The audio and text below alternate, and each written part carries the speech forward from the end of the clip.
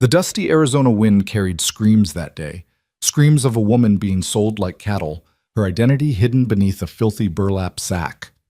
When the richest, cruelest man in the territory raised his hand to claim her, a lone cowboy made a choice that would change both their lives forever. What he saw when he lifted that sack made his heart stop. But saving her was just the beginning, because the men who sold her wanted her back, and they were coming with guns loaded and vengeance burning hot. Stay with me until the end of this incredible true story of courage, redemption, and love born from the ashes of cruelty. And please, comment below with the city you're watching from. I love seeing how far these stories travel across the world. The sun hung merciless over Silver Creek, Arizona territory that October afternoon in 1878, beating down on the town square where humanity's worst instincts gathered to do their ugly business. Dust devils spiraled between the wooden buildings, carrying the stench of unwashed bodies, horse manure, and something else, something darker that Elias Boone couldn't quite name as he stood at the edge of the crowd, his weathered hands resting on the hitching post outside McGreevy's general store.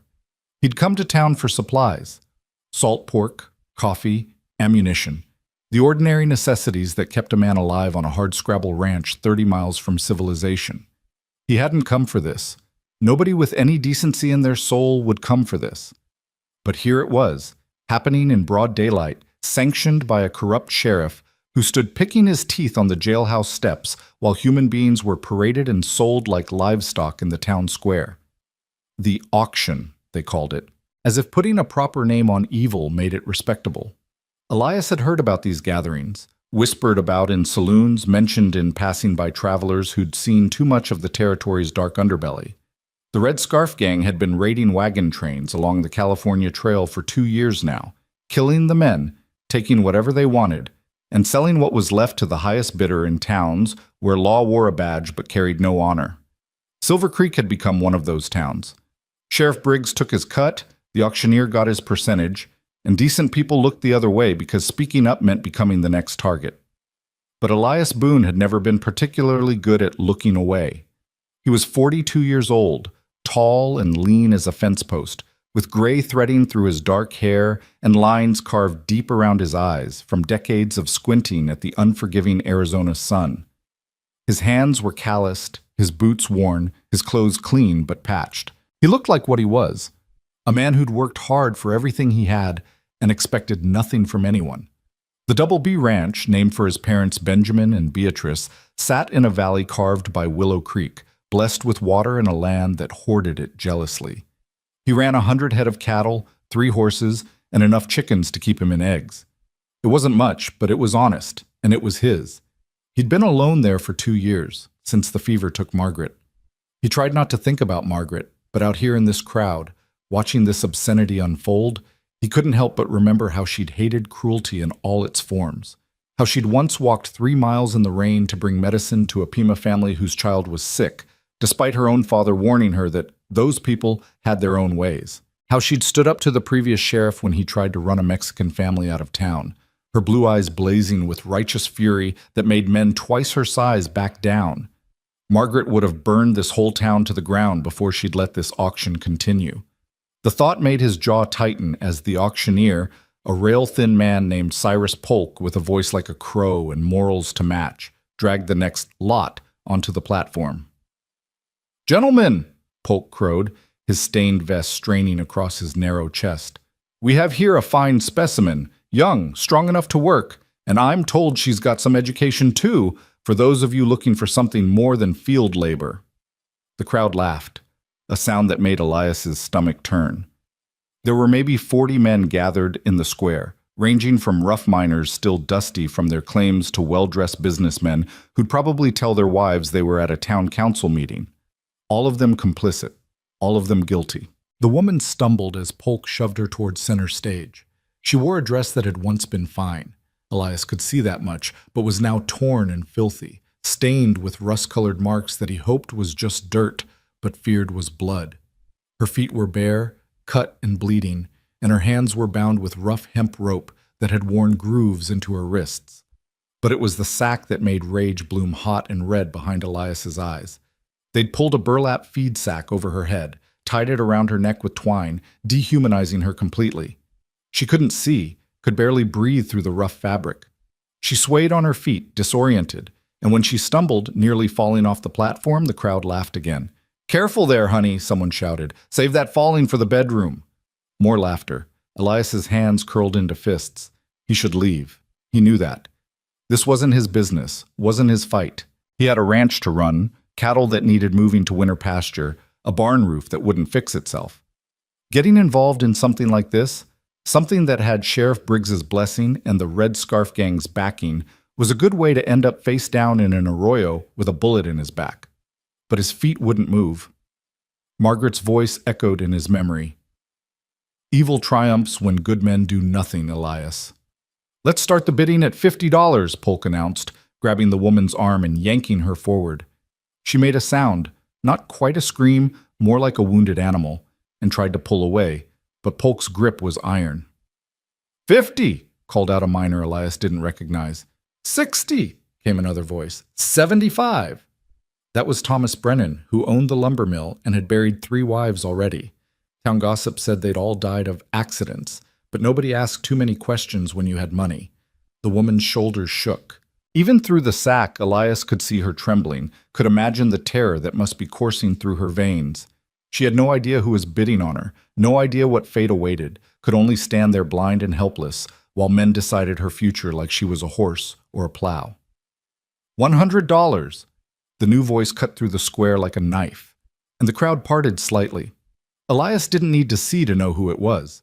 That cultured drawl, dripping with money and malice, belonged to Jebediah Wallace. Jeb Wallace was everything wrong with the territory condensed into one man. He owned the Silver Creek mine and half the town with it, had a ranch that sprawled across 10,000 acres worked by hands who were barely better than slaves, and a reputation for cruelty that made even hardened outlaws nervous.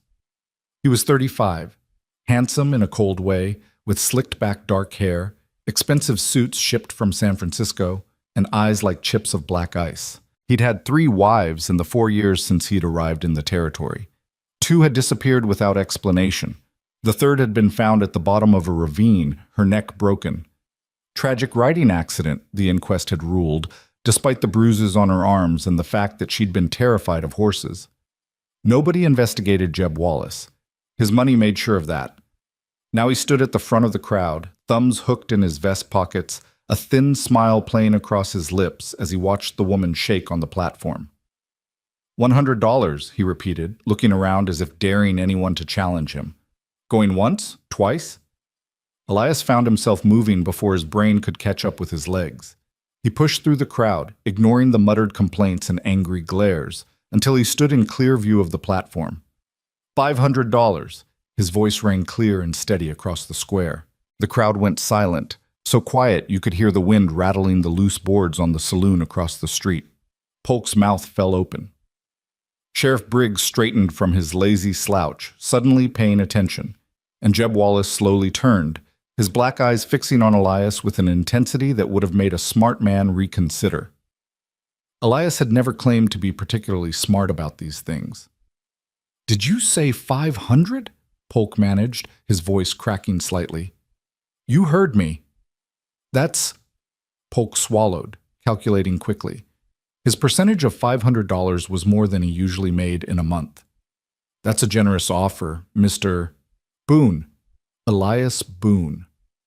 Wallace's expression didn't change, but something flickered in those cold eyes. "That's quite a bid for a pig in a poke, Boone. You haven't even seen what you're buying." "Don't need to. 500, cash." Elias patted his vest pocket where his savings rested. Money he'd been planning to use to buy breeding stock from Kansas. Margaret had always wanted to improve their herd.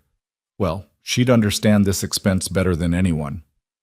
"Perhaps you should reconsider," Wallace said, his voice still smooth but with an edge underneath like a blade hidden in velvet. "I had my heart set on this particular lot, and I don't like being disappointed." "Then you should have bid higher." The 2 men stared at each other across the dusty square. The moment stretched, taut as a rope about to snap. Elias could feel the weight of every eye in the crowd, could sense the violence coiled beneath Wallace's civilized veneer. Finally, Wallace smiled, a thin, cold expression that never reached his eyes. "Well played, Mr. Boone. But do take good care of your purchase. These roads can be dangerous. Accidents happen." The threat wasn't even veiled. Elias met his gaze steadily. "I'll keep that in mind." Polk, sensing the tension might explode into something that would interrupt his profit, quickly banged his gavel on the makeshift podium. "Sold! To Mr. Elias Boone for $500. Pay the cashier. Claim your purchase." The crowd began to disperse, many of them shooting curious glances at Elias as they wandered back toward the saloons and shops. Wallace lingered a moment longer, his gaze calculating, before finally turning and walking away, his two ever-present hired guns falling into step behind him. Elias didn't watch him go.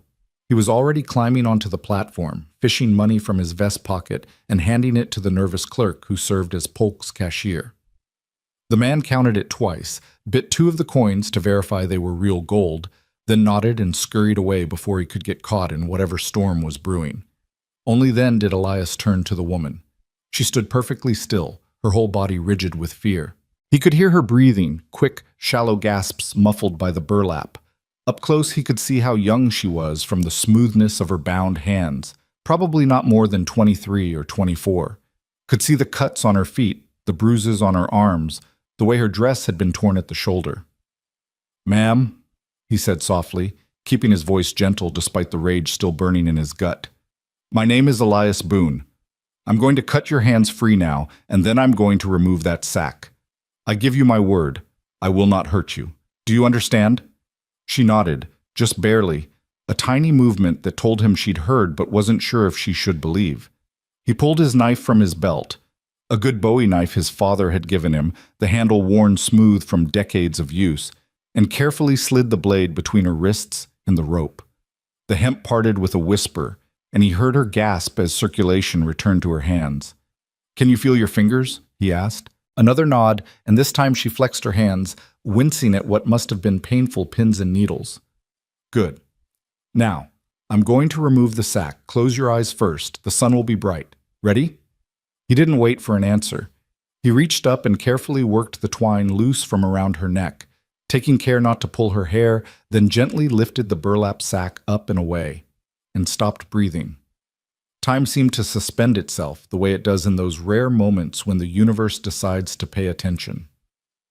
The afternoon sun caught in her hair as it tumbled free, auburn, deep and rich as mahogany wood, shot through with threads of copper and gold that seemed to glow in the harsh light. It fell past her shoulders in waves, tangled and dirty, but glorious nonetheless.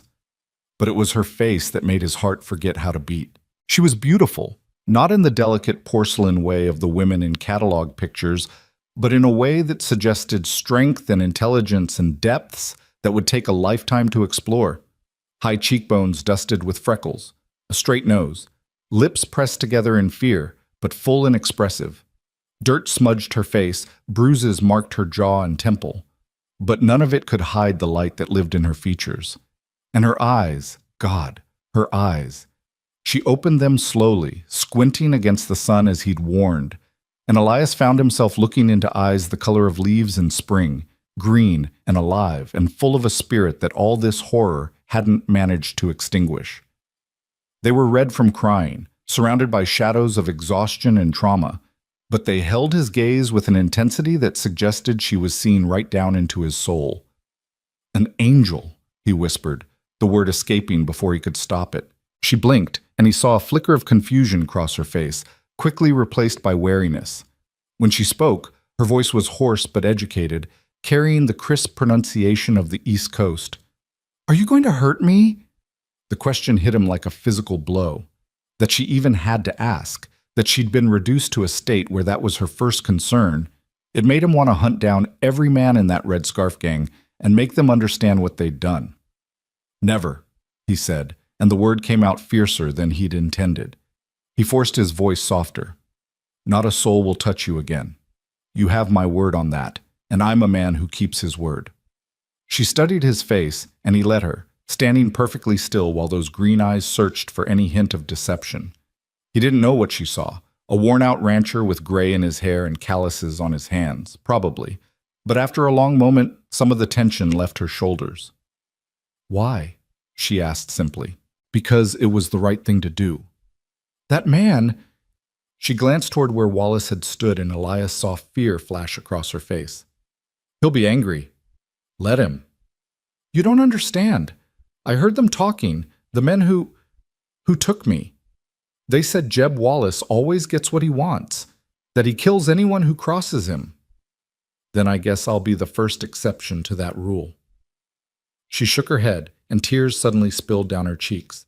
Not the desperate, hysterical tears of panic, but the quiet tears of someone who'd been strong for too long and had finally found a moment to break. You're a fool, she whispered. A kind fool, but a fool nonetheless. You should have let him have me. At least then only one of us would suffer. Elias reached out slowly, giving her plenty of time to pull away, and gently wiped the tears from her cheek with his thumb. What's your name? She hesitated, then answered. Clara Morgan. Well, Miss Morgan, I'm not in the habit of letting decent people suffer, no matter what the cost to me. Now, can you walk? My horse is at the hitching post, and I'd like to get you out of this town before Wallace decides to test my patience further.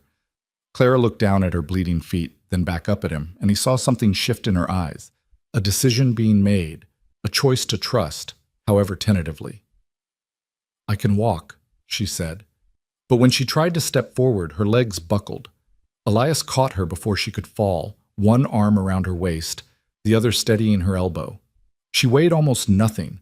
They'd clearly starved her during captivity. Or perhaps I'll carry you, he said quietly.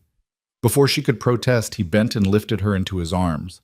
She stiffened, every muscle in her body going rigid, and he felt her heart hammering against his chest like a trapped bird. Easy, he murmured, the same tone he'd use with a spooked horse. Just to the hitching post. I promise. She didn't relax, but she didn't fight either, and he took that as permission. He stepped down from the platform and began walking through the square toward where his horse waited. People stared. Of course they did. He'd just spent $500 on a woman at an illegal auction, defied Jeb Wallace in the process, and was now carrying her through town like a groom, carrying his bride over a threshold. By nightfall, every person within 50 miles would know about it. He didn't care. Sheriff Briggs pushed off from the jailhouse wall as Elias passed. Boone! He called out, his voice carrying a warning. Don't cause trouble! Elias didn't even slow down. Then stop creating situations where good people have to clean up your messes, Briggs. The sheriff's face darkened, but he didn't follow. He was crooked as a dog's hind leg, but he wasn't stupid. Elias Boone might be a quiet rancher who kept to himself. But everyone in the territory knew he'd ridden with the Arizona Rangers before he settled down. Knew he'd been at Bloody Basin and come out alive when most of his company hadn't. Knew that the quiet ones were the most dangerous when pushed. At the hitching post, Elias's horse, a big buckskin gelding named Smoke, waited patiently, tail swishing at flies. The horse turned his head to investigate, nostrils flaring at Clara's scent, then seemed to accept her presence with the calm that had made him Elias's favorite mount for the past 8 years. Can you sit a horse? Elias asked Clara. She nodded. I used to ride before... She didn't finish, but she didn't need to. He set her down carefully, keeping one hand on her arm until he was sure she could stand, then untied Smoke's reins from the post. We'll ride double until we're clear of town. It's not proper, I know, but... Proper? Clara laughed, and it was a broken sound that hurt to hear. I think we're well past worrying about proper, Mr. Boone. He wanted to argue, to tell her that just because the world had treated her improperly didn't mean he would, but she was right. They needed to move. He swung up into the saddle, then reached down. Give me your hand. She hesitated only a moment before placing her small, battered hand in his. He pulled, she pushed, and then she was settling behind him on Smoke's broad back, her arms wrapping tentatively around his waist. Hold tight, he said, and urged Smoke into a walk. They moved through Silver Creek at a measured pace, fast enough to show they weren't afraid, slow enough not to look like they were running. People watched from windows and doorways, their expressions ranging from curious to hostile. Elias felt Clara's grip tighten every time someone stared, felt her press closer to his back as if trying to make herself invisible. Near the edge of town, movement caught his eye. Jeb Wallace stood on the porch of the Grand Hotel, a whiskey glass in his hand, watching them pass. Their eyes met across the dusty street, and Wallace raised his glass in a mocking salute, that cold smile playing across his face again. Elias didn't acknowledge it. He just kept smoke moving, steady and sure, until the last building of Silver Creek fell behind them and they were out on the open road. Only then did he feel Clara's death grip on his waist ease slightly. "How far to your ranch?" she asked, her voice small. "About 4 hours at an easy pace. We'll stop at Willow Springs to water the horse and let you rest." 4 hours, she repeated, and he heard the exhaustion in those 2 words. "Can you make it?" "I'll make it." There was steel beneath the weariness. "I've survived this long. A few more hours won't kill me." They rode in silence for a while. The only sounds, the steady rhythm of Smoke's hooves, the creak of leather, and the whisper of wind through the scrub brush that dotted the landscape. The sun began its slow descent toward the horizon, painting the sky in shades of amber and rose. Finally, Clara spoke again. "Why did you do it? Really? You don't know me. I could be anyone. A thief? A liar? You're someone who needed help," Elias interrupted gently. "That's all I needed to know. But $500? That's money well spent." She was quiet for another mile, then asked, "What happens now? What do you expect from me?" He heard the fear beneath the question, understood what she was really asking. "Nothing you don't want to give," he said firmly. "When we get to the ranch, I'll give you my room. I'll sleep by the fire in the main room. You'll have privacy, a lock on the door, and tomorrow I'll ride to Fort Verde and send a telegram to your family if you have one. If you want to stay until arrangements can be made, you're welcome. If you want to leave sooner, I'll take you wherever you need to go. And if you have nowhere to go," he paused, choosing his words carefully, "then you can stay as long as you need. I have a small place, but it's honest work and clean living. You'd be safe."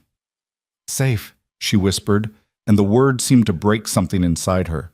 Her arms tightened around his waist again, and he felt wetness soak through the back of his shirt as she quietly cried. He didn't try to stop her or offer useless comfort. He just kept Smoke moving steady and sure toward home, toward safety, toward whatever future they could build from this moment. Behind them, the dust of Silver Creek settled back into silence, but Elias Boone knew, with the certainty that comes from living in hard country, that this wasn't over.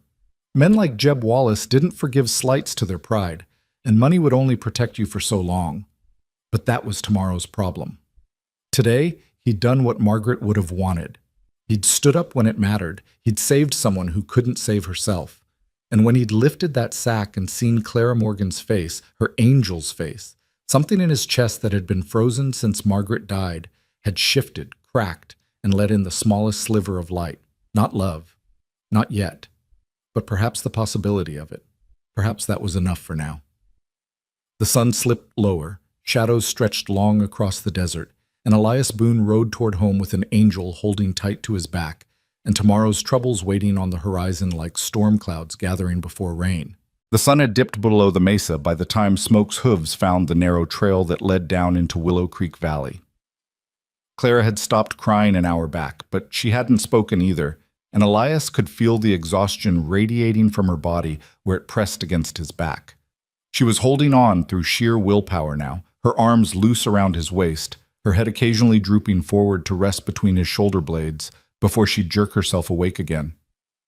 "Almost there," he said quietly, though he wasn't sure if she heard him. "Just over this rise." The valley opened before them like a promise kept. Even in the fading light, it was beautiful. A green slash through the brown landscape where Willow Creek carved its patient way through rock and sand. Cottonwood trees lined the water, their leaves rustling in the evening breeze, and beyond them sat the Double B Ranch. It wasn't much to look at, Elias knew. The main house was small, 2 rooms plus a loft, built from adobe and timber his father had cut from the mountains 20 miles north. The barn leaned slightly to the west, a problem he kept meaning to fix. A chicken coop, a corral with split-rail fencing, a storage shed, and a root cellar completed the compound. Compared to the grand ranches that sprawled across other parts of the territory, it was barely a homestead. But it was home. And more importantly, it was safe. Clara stirred as Smoke picked his way down the slope. "Is that it?" she asked, her voice thick with fatigue. That's it. Not much, but the roof doesn't leak and the well never runs dry. It's beautiful, she said, and he heard genuine wonder in her voice. There's so much green. He'd forgotten she'd spent weeks, maybe months in captivity, probably kept in some dry camp where the only green was the mold on stale bread. Even his modest ranch must look like paradise after that. Smoke knew he was home and picked up his pace without being asked, heading straight for the barn where grain and rest awaited. Elias let him have his head, guiding him only enough to stop by the front porch of the house rather than at the barn. Let me help you down first, Elias said, swinging his right leg over Smoke's neck and sliding to the ground. He turned and reached up. Come on, I've got you. Clara hesitated, swaying in the saddle, and for a moment he thought she might pass out right there. Then she leaned forward, putting her hands on his shoulders, and let him lift her down. Her feet hit the ground and her legs gave out completely. Elias caught her, one arm around her waist, the other behind her knees, and lifted her again.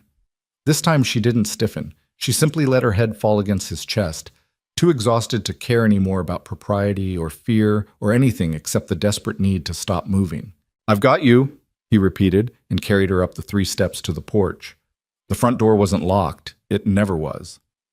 Out here, you were more likely to need to welcome a desperate traveler than worry about thieves. He shouldered it open and stepped into the cool darkness of the main room. It smelled like home, wood smoke and coffee, leather, and the faint lavender scent from the dried herbs Margaret had hung from the rafters before she died. Elias had never taken them down. He wasn't sure he could. I'll light a lamp in a moment, he said, carrying Clara across the room to the door that led to the bedroom. But first, let's get you settled. He pushed open the bedroom door with his foot. The room was small but clean, dominated by the bed his father had built. Solid pine with a corn husk mattress that Margaret had recovered just before the fever took her. A simple dresser stood against one wall, a washstand with a chipped basin against another. A single window looked out toward the creek, currently showing only the deep blue of twilight. Elias set Clara down gently on the edge of the bed.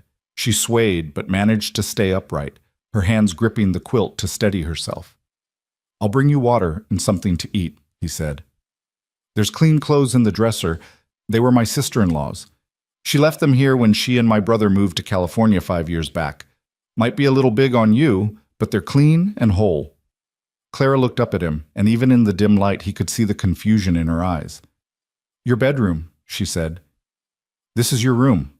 Where will you sleep? By the fire. I've done it before when I was too tired to make it to bed after a long day. It's comfortable enough. I can't take your bed. Yes, you can. He softened his tone. Please, let me do this one thing right. She studied his face for a long moment, then nodded slowly. Thank you, she whispered. I can't begin to. You don't have to thank me. Just rest. I'll be right outside if you need anything. The door locks from the inside. There's a bar you can drop across it if it makes you feel safer. He saw relief flash across her face at that, and it made his chest ache. What had they done to her that the simple promise of a locked door brought such comfort? He left before she could see the anger on his face, closing the door quietly behind him. In the main room, he stood still for a moment, letting his eyes adjust to the darkness, letting the familiar surroundings settle the rage that kept threatening to boil over. Then he moved with the efficient economy of a man who'd lived alone for 2 years. He lit the lamp on the table, got the fire going in the stone hearth, put coffee on to boil. From the root cellar, he brought up bread he'd baked 3 days ago, a jar of preserved peaches, some hard cheese, and smoked venison. It wasn't fancy, but it was food, and she needed food. He poured water from the bucket by the door into a pitcher, found Margaret's good basin, the one without chips, and set both on a tray with a clean cloth. Then he knocked softly on the bedroom door. Miss Morgan, I have water and food. Silence. Then, just a moment. He heard rustling inside, footsteps, and then the door opened a crack. Clara had changed into one of the dresses from the dresser, a simple calico print in blue that did indeed hang loose on her thin frame, but was infinitely better than the torn, filthy rag she'd been wearing. She'd attempted to clean her face, though smudges of dirt still marked her temples where she'd missed. She looked younger somehow, more vulnerable. and so very, very tired. "May I come in?" he asked. She opened the door wider, stepping back. He entered and set the tray on the dresser, then turned to leave, but her voice stopped him. "Please don't go yet." He turned back. She stood in the center of the room, arms wrapped around herself, looking lost. "I don't want to be alone," she admitted quietly. "I know that's improper. I know I shouldn't ask, but I've been alone with my thoughts for so long, and Her voice broke. "I don't want to be alone." Elias's heart twisted. "I'll stay," he said, "but the door stays open, and I'll sit here." He pulled the chair from the corner and positioned it just inside the doorway, close enough that she wouldn't feel abandoned, far enough to be proper. "You eat and rest, and I'll just sit right here. That sound acceptable?" Relief washed across her face. "Yes. Thank you." She moved to the dresser and picked up the bread, breaking off a small piece. He watched her eat slowly, mechanically, as if she'd forgotten how to take pleasure in food and was only feeding herself because her body demanded it. "How long?" he asked gently. "How long were you with them?" Clara was quiet for a moment, chewing thoughtfully. "I'm not entirely sure," she finally said. "Time became strange, but I think 6 weeks, maybe 7. Can you tell me what happened? You don't have to if it's too hard, but if I'm going to help you, I need to understand." She set down the bread and picked up the water, drinking deeply before answering. "I was traveling from Boston," she said, her voice distant, as if she was watching the story unfold rather than living in it. "My father died 3 months ago. Heart apoplexy, the doctors said. He was a physician, ironically. Treated everyone in our neighborhood, worked himself to exhaustion during the diphtheria outbreak 2 years back, and never quite recovered." "I'm sorry," Elias said quietly. She nodded, acknowledging his sympathy. "When he died, I discovered the truth. He'd spent everything paying for my education. I'd attended Miss Porter's school, you see, and then had a year at the Women's Medical College in Philadelphia. Father always said money wasn't important, that education was the greatest gift he could give me. I didn't realize he meant it quite so literally." "He went into debt for your schooling?" "Considerable debt. The creditors came 2 weeks after the funeral. They took everything, the house, the furniture, his medical instruments, everything except my clothes and my medical books. I had an aunt in San Francisco, my mother's sister, who wrote and said I could live with her. She sent money for passage on the wagon train. I thought—" Clara's laugh was bitter. "I thought I was so lucky. A new start in California, a chance to use my education to help people. I was practically giddy with optimism. What happened? We were 3 weeks out of St. Louis when they hit us.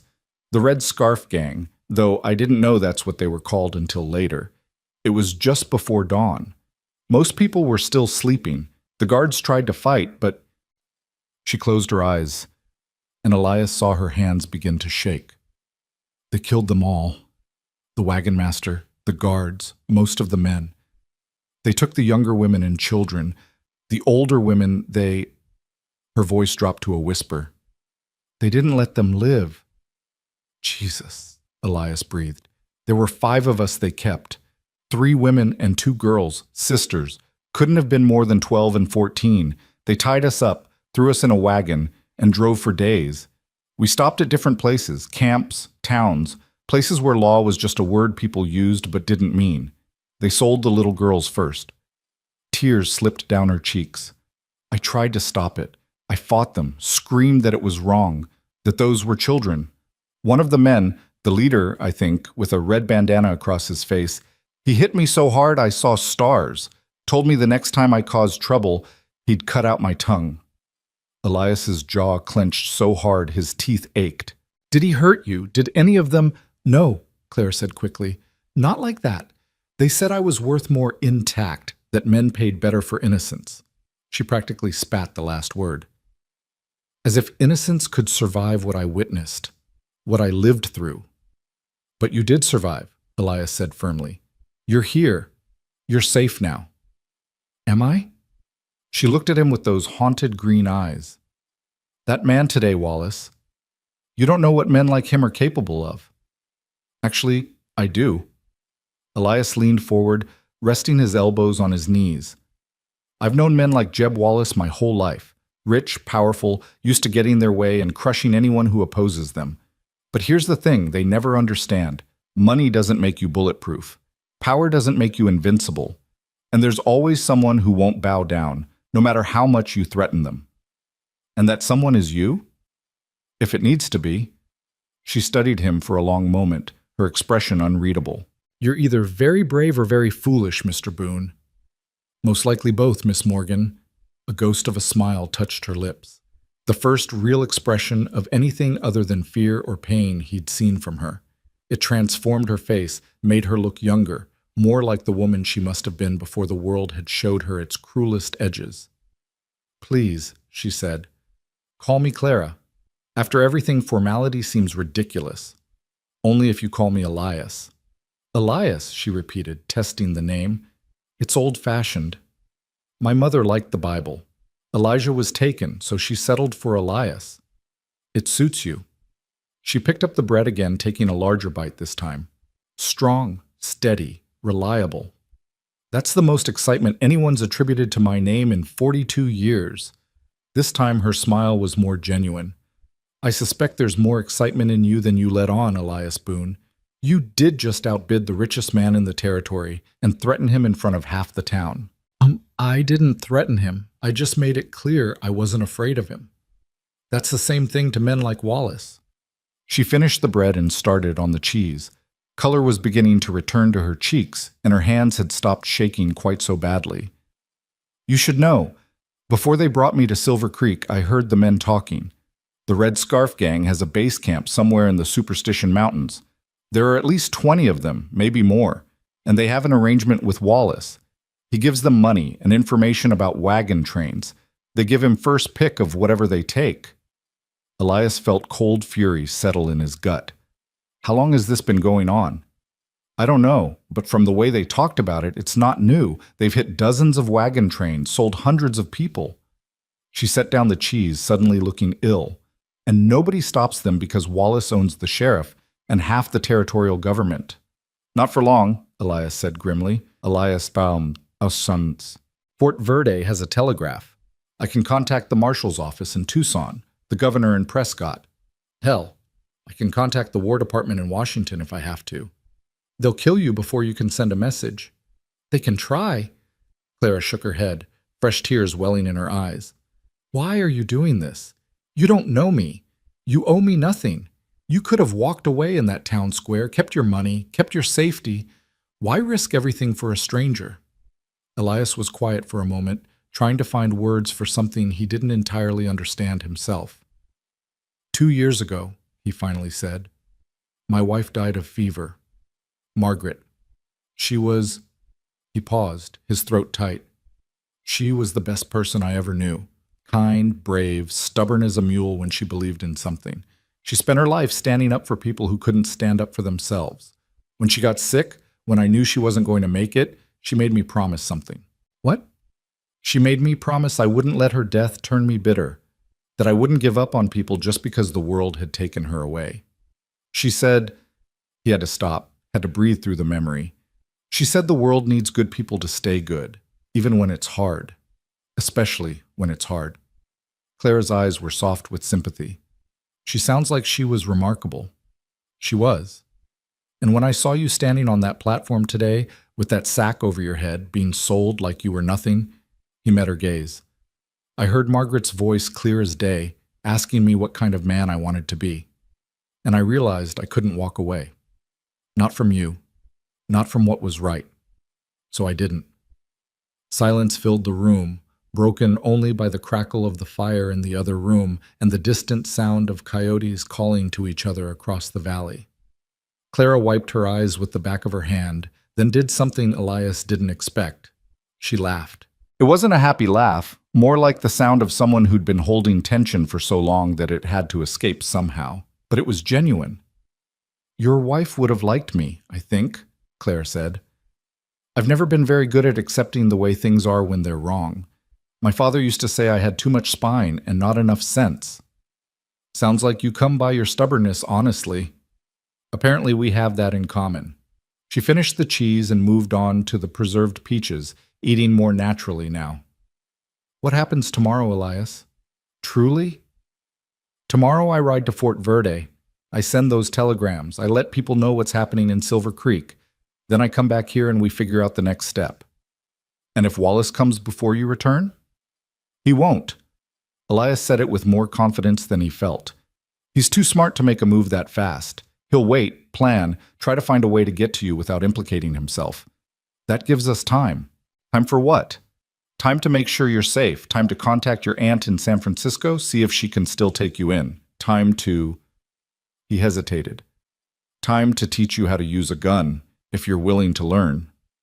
Clara's eyes widened. A gun? I won't always be here to protect you. You should know how to protect yourself. My wife did.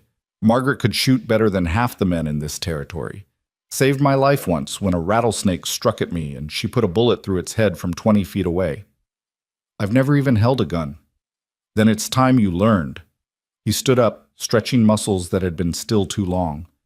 But that's for tomorrow. Tonight, you need to rest. Eat what you want from that tray. Use the water to clean up, and then sleep. I'll be right outside if you need anything. Elias? She stood as well, setting down the jar of peaches. Thank you for everything. I know I keep saying it, but I don't know how else to express what you've done for me. You don't have to express anything. Just get well. That's thanks enough. He moved toward the door, but her voice stopped him again. One more thing. You said your wife was the best person you ever knew, but you're wrong. He turned back. What do you mean? I mean, she would say you're the best person she ever knew, and she'd be right. Clara's smile was sad but genuine. Sleep well, Elias Boone. He didn't trust himself to speak, so he just nodded and left, closing the door softly behind him. He heard the bar drop into place. She'd taken him up on the lock, and felt both relieved and pained by it. Relieved that she felt safe enough to sleep, pained that she needed a locked door to feel that way. In the main room, Elias went through the motions of settling for the night. He brought Smoke in from where he'd left him by the porch, got him settled in the barn with grain and water, checked on the chickens and the cattle in the far pasture. Everything was as it should be, peaceful, quiet, normal. But nothing felt normal anymore. He returned to the house and stood on the porch for a long time, watching the stars emerge one by one over the dark mountains.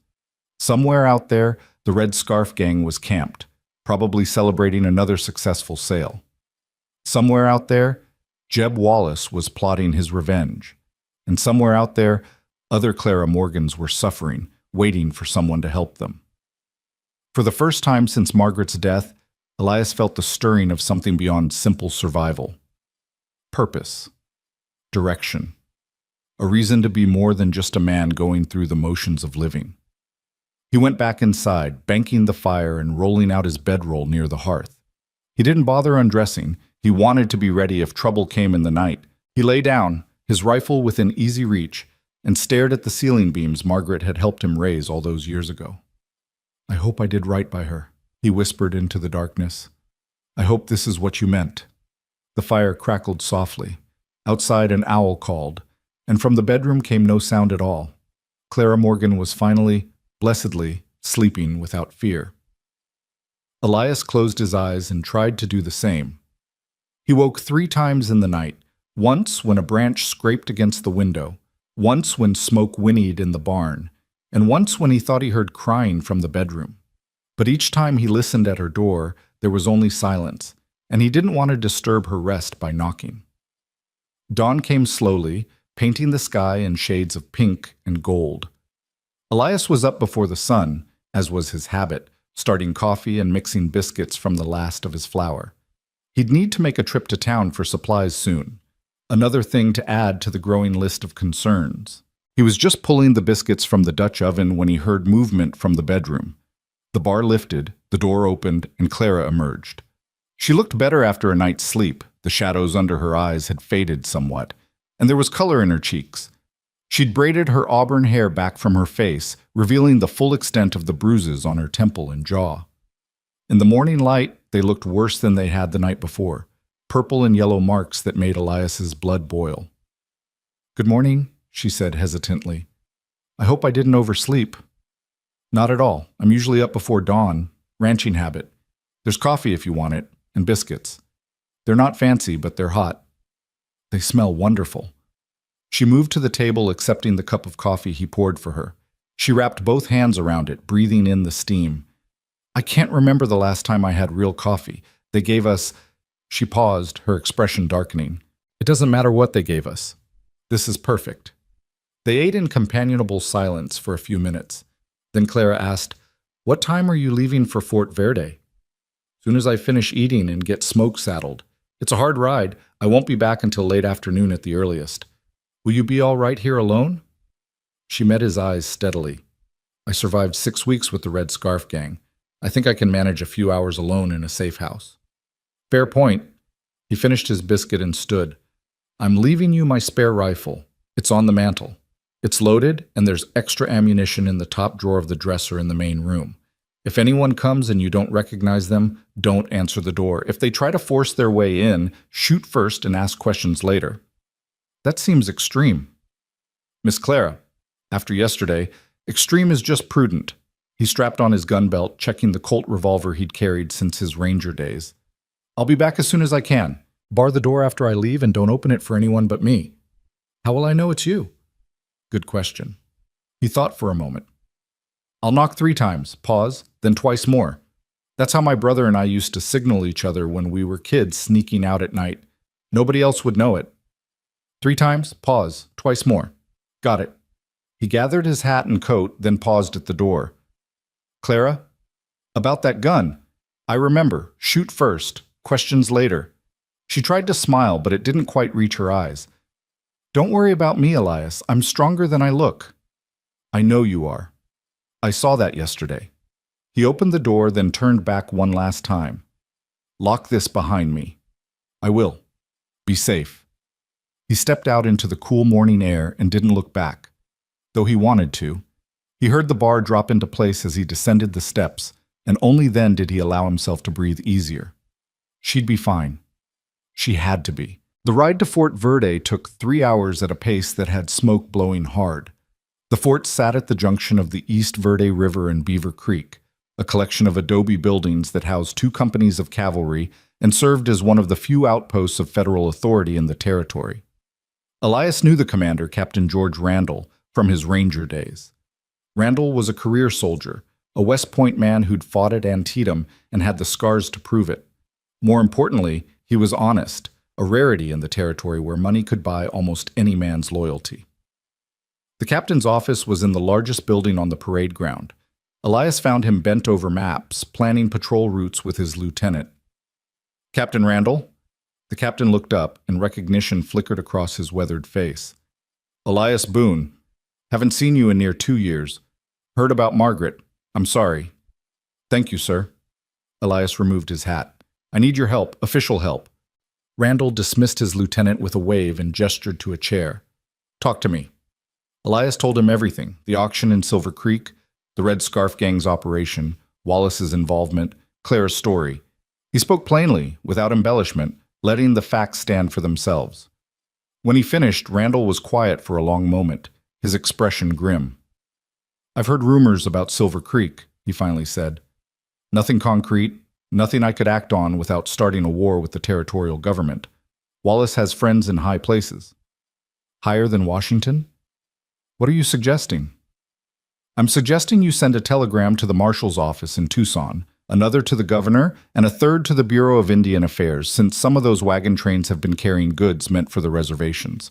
Let them sort out who has jurisdiction, but someone needs to know what's happening in Silver Creek before more people die." Randall leaned back in his chair, studying Elias. "You know, if I do this, Wallace will know it came from you. He'll retaliate." "He's going to retaliate anyway. I might as well make it count." "And the girl? Miss Morgan?" "She stays at my ranch until her aunt in San Francisco can send for her. Unless—" Elias paused, something occurring to him. "Unless you have a better suggestion?" "I could arrange protection here at the fort. We have quarters for civilian women, officers' wives, laundresses. She'd be safe." Elias considered it. Logic said yes, the fort was infinitely more secure than his ranch. But something in his gut resisted the idea of sending Clara away, of not being there to ensure her safety himself. "Let me ask her," he finally said. It should be her choice. Randall nodded. Fair enough. I'll send those telegrams today. But Boone, watch your back. Wallace isn't the type to forgive, and if he's in business with the Red Scarf Gang, he's more dangerous than you realize. I know exactly how dangerous he is, Captain. That's why I'm here. They shook hands, and Elias left feeling like he'd accomplished something, even if he wasn't sure what exactly. The telegrams would go out, wheels would turn, and eventually someone with authority would have to do something about Silver Creek, but eventually might be too late for Clara and him. He stopped at the Fort Sutler's store on his way out, using some of his remaining money to buy flour, sugar, coffee, and salt pork. His supplies were running low, and God knew how long Clara might need to stay at the ranch before arrangements could be made. The clerk, a nervous man named Perkins, gave him a strange look as he tallied the purchases. Heard you made quite a scene in Silver Creek yesterday, Mr. Boone. News traveled fast in the territory. Did you now? Folks are saying you bid $500 on a woman at auction, that you faced down Jeb Wallace himself. Folks talk too much. Maybe. Perkins leaned forward, his voice dropping. But if even half what they're saying is true, you best be careful. Wallace has a long memory and a short temper. I'll keep that in mind. Elias paid for his supplies and loaded them into his saddlebags. As he led Smoke out of the fort, he couldn't shake the feeling that he was being watched. He pushed Smoke hard on the way back, suddenly anxious to return to the ranch, to make sure Clara was safe. The sun was past its zenith when he finally caught sight of the valley, the cottonwoods visible as dark smudges against the brown landscape. Something was wrong. He couldn't say exactly what. Maybe it was the way the chickens weren't moving around their coop, or the stillness that seemed unnatural for mid-afternoon. But every instinct honed by years in hard country was screaming at him to be careful. He approached the house slowly, his hand resting on his revolver. As he got closer, he saw that the front door was standing open. His heart clenched. Clara knew better than that. She wouldn't leave the door open unless... Clara!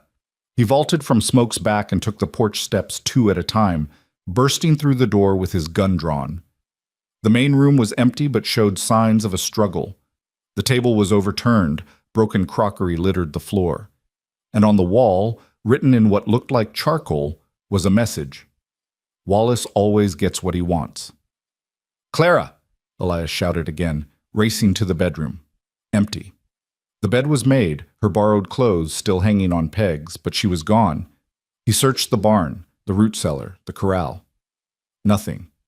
No sign of her anywhere, but in the dirt by the porch, he found fresh hoofprints. 3 horses, heading northwest, toward the Superstition Mountains, toward the Red Scarf Gang's base camp. Elias stood in the yard, rage and fear warring in his chest. They'd taken her. While he was gone doing the right thing, trying to get help, they'd come and taken her back. He thought of her face last night, the way she'd smiled when he'd told her she was safe, the trust in her eyes when she'd said goodnight. He'd failed her. No, he hadn't failed her yet. She was alive. They'd taken her, which meant she was alive, and while there was breath in his body, he'd get her back. He reloaded his revolver, checked his rifle, and grabbed extra ammunition from the house. He filled his canteen, shoved jerky and hardtack into his saddlebags. He was moving on pure instinct now, not thinking, just preparing. 3 horses, at least 3 men, maybe more. He didn't care if there were 30. As the sun began its descent toward evening, Elias Boone mounted Smoke and turned the big buckskin's head toward the dark mass of the Superstition Mountains rising against the horizon. He didn't have a plan beyond finding Clara and bringing her home. He didn't need one. "Let's go, boy," he said softly to his horse. "We've got an angel to save." Smoke's hooves ate up the ground, carrying them into the lengthening shadows, toward whatever waited in those haunted mountains. Behind them, the Double B Ranch sat quiet in the valley, the door still standing open like a wound. But Elias didn't look back. His eyes were fixed forward, on the mountains, on Clara, on the men who thought they could take what wasn't theirs and face no consequences. They were about to learn different. The Superstition Mountains rose like broken teeth against the darkening sky, their jagged peaks catching the last rays of sunlight and throwing everything below into deep shadow. Elias pushed Smoke harder than he should have, but the horse seemed to understand the urgency, his powerful legs eating up the miles between the ranch and those forbidding slopes. The hoofprints were easy to follow at first, 3 horses moving fast, not bothering to hide their trail. They were confident, arrogant even, certain that no one would dare follow them into Red Scarf territory. That arrogance would be their downfall. As darkness fell, Elias was forced to slow down, relying more on instinct than sight to follow the trail. The moon rose late, a thin crescent that provided barely enough light to keep moving.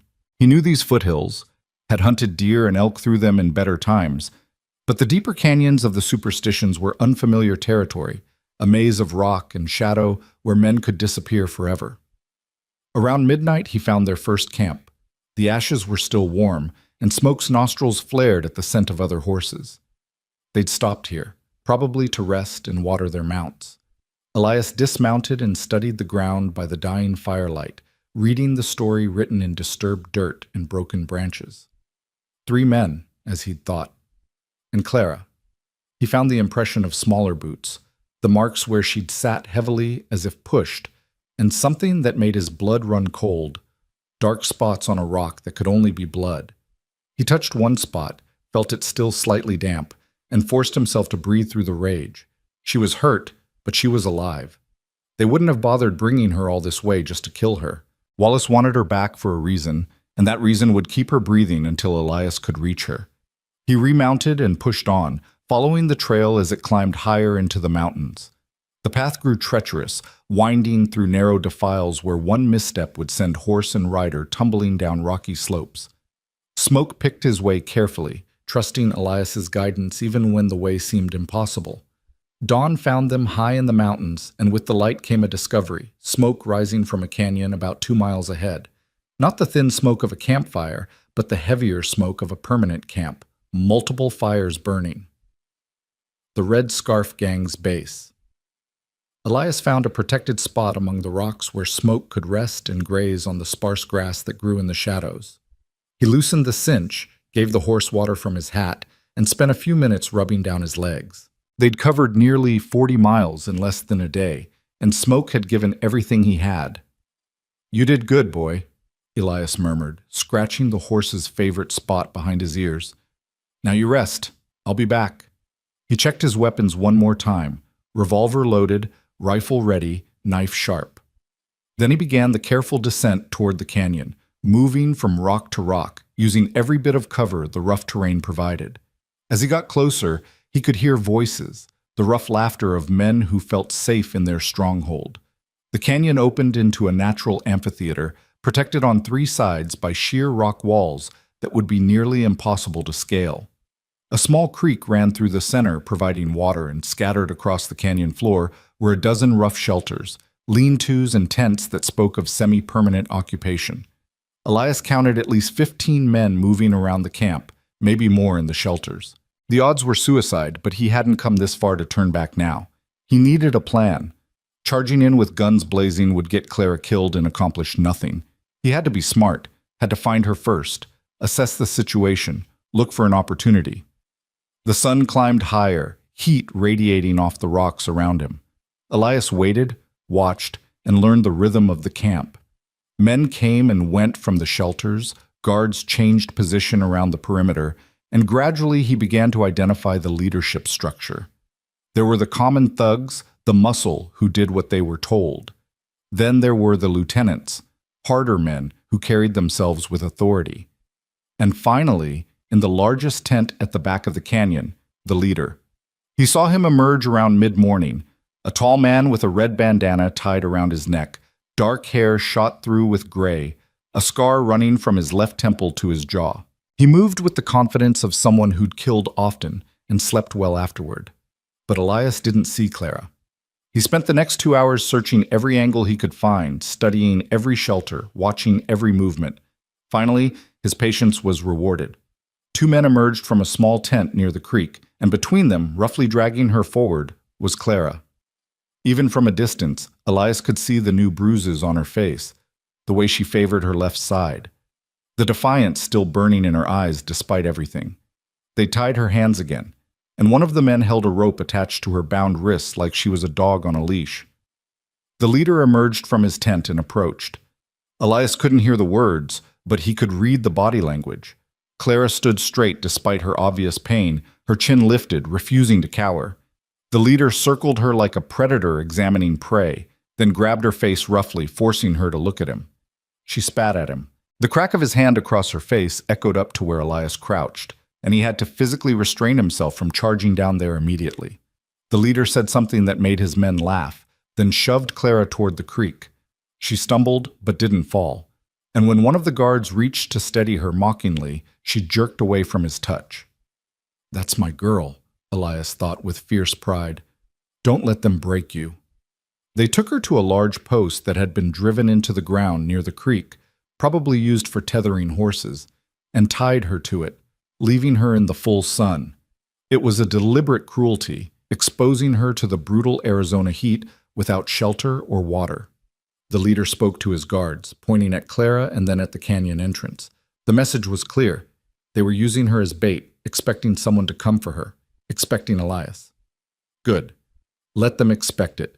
He just had to make sure they didn't expect how or when. He spent the rest of the day observing, memorizing patrol patterns, counting men and weapons, looking for weaknesses. The camp had only one entrance, the canyon mouth, but the walls, while steep, weren't completely unscalable.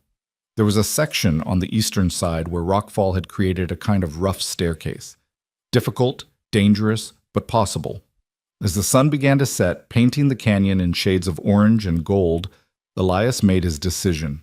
He'd wait until full dark, after midnight when men's attention waned and their guard dropped. He'd come down the eastern wall, cross to where Clara was tied, cut her loose, and they'd slip out the way he'd come in. It wasn't a great plan. There were 100 ways it could go wrong, but it was the only plan he had. He worked his way back to where he'd left Smoke, moving carefully to avoid dislodging rocks that might alert the guards below. The horse greeted him with a soft nicker, and Elias spent a few minutes checking his gear and eating some of the jerky from his saddlebag. His stomach was tight with tension, but he forced himself to eat anyway. He'd need his strength for what was coming. As darkness fell, he allowed himself to think about Clara, about the fear she must be feeling tied to that post, wondering if anyone would come, if Elias had abandoned her. He hoped she'd trust him enough to know he wouldn't, that he'd move heaven and earth to get her back. "I'm coming," he whispered into the darkness, as if somehow the words could reach her across the distance. "Hold on a little longer." The moon rose, slightly fuller than the night before, providing just enough light to see by. Elias waited, watching the stars wheel overhead, counting the hours until the camp below would be at its quietest. Around 2 a.m, he saw the last lamp extinguished in the leader's tent, heard the guards change for what he'd observed was the final time before dawn. Time to move. He approached the eastern wall and began his descent, testing each handhold before committing his weight, moving with agonizing slowness. One loose rock, one careless sound, and it would all be over.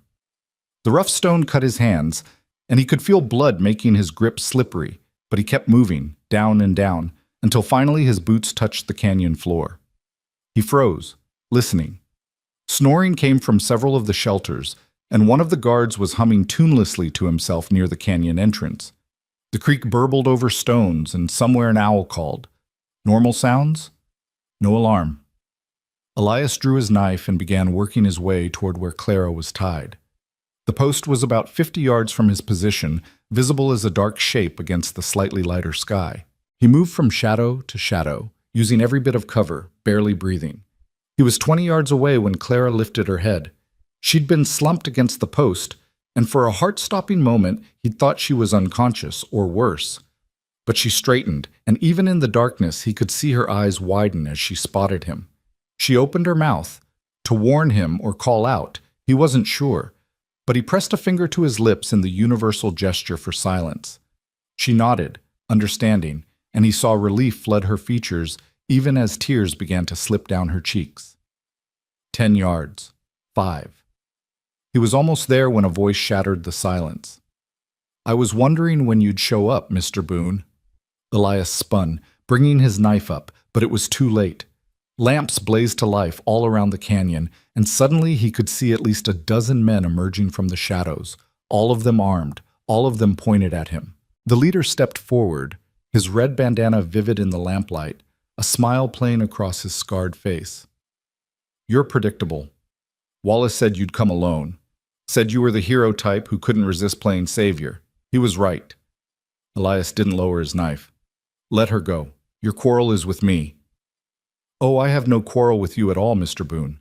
You're just an obstacle to be removed.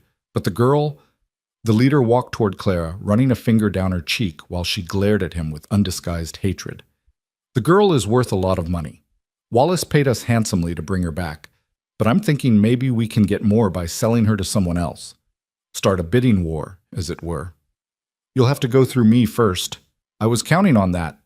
The leader gestured, and two of his men moved forward, their guns trained on Elias. "Drop the knife. Drop it, or I'll have my men shoot you where you stand, and then I'll let every man in this camp have a turn with your precious angel before we sell her. Your choice." Elias looked at Clara. Her eyes were wide with fear, but she shook her head slightly, a tiny movement that said, "Don't do it. Don't surrender." But he couldn't watch her be hurt, couldn't let these animals touch her. He slowly lowered his knife, letting it fall to the dirt.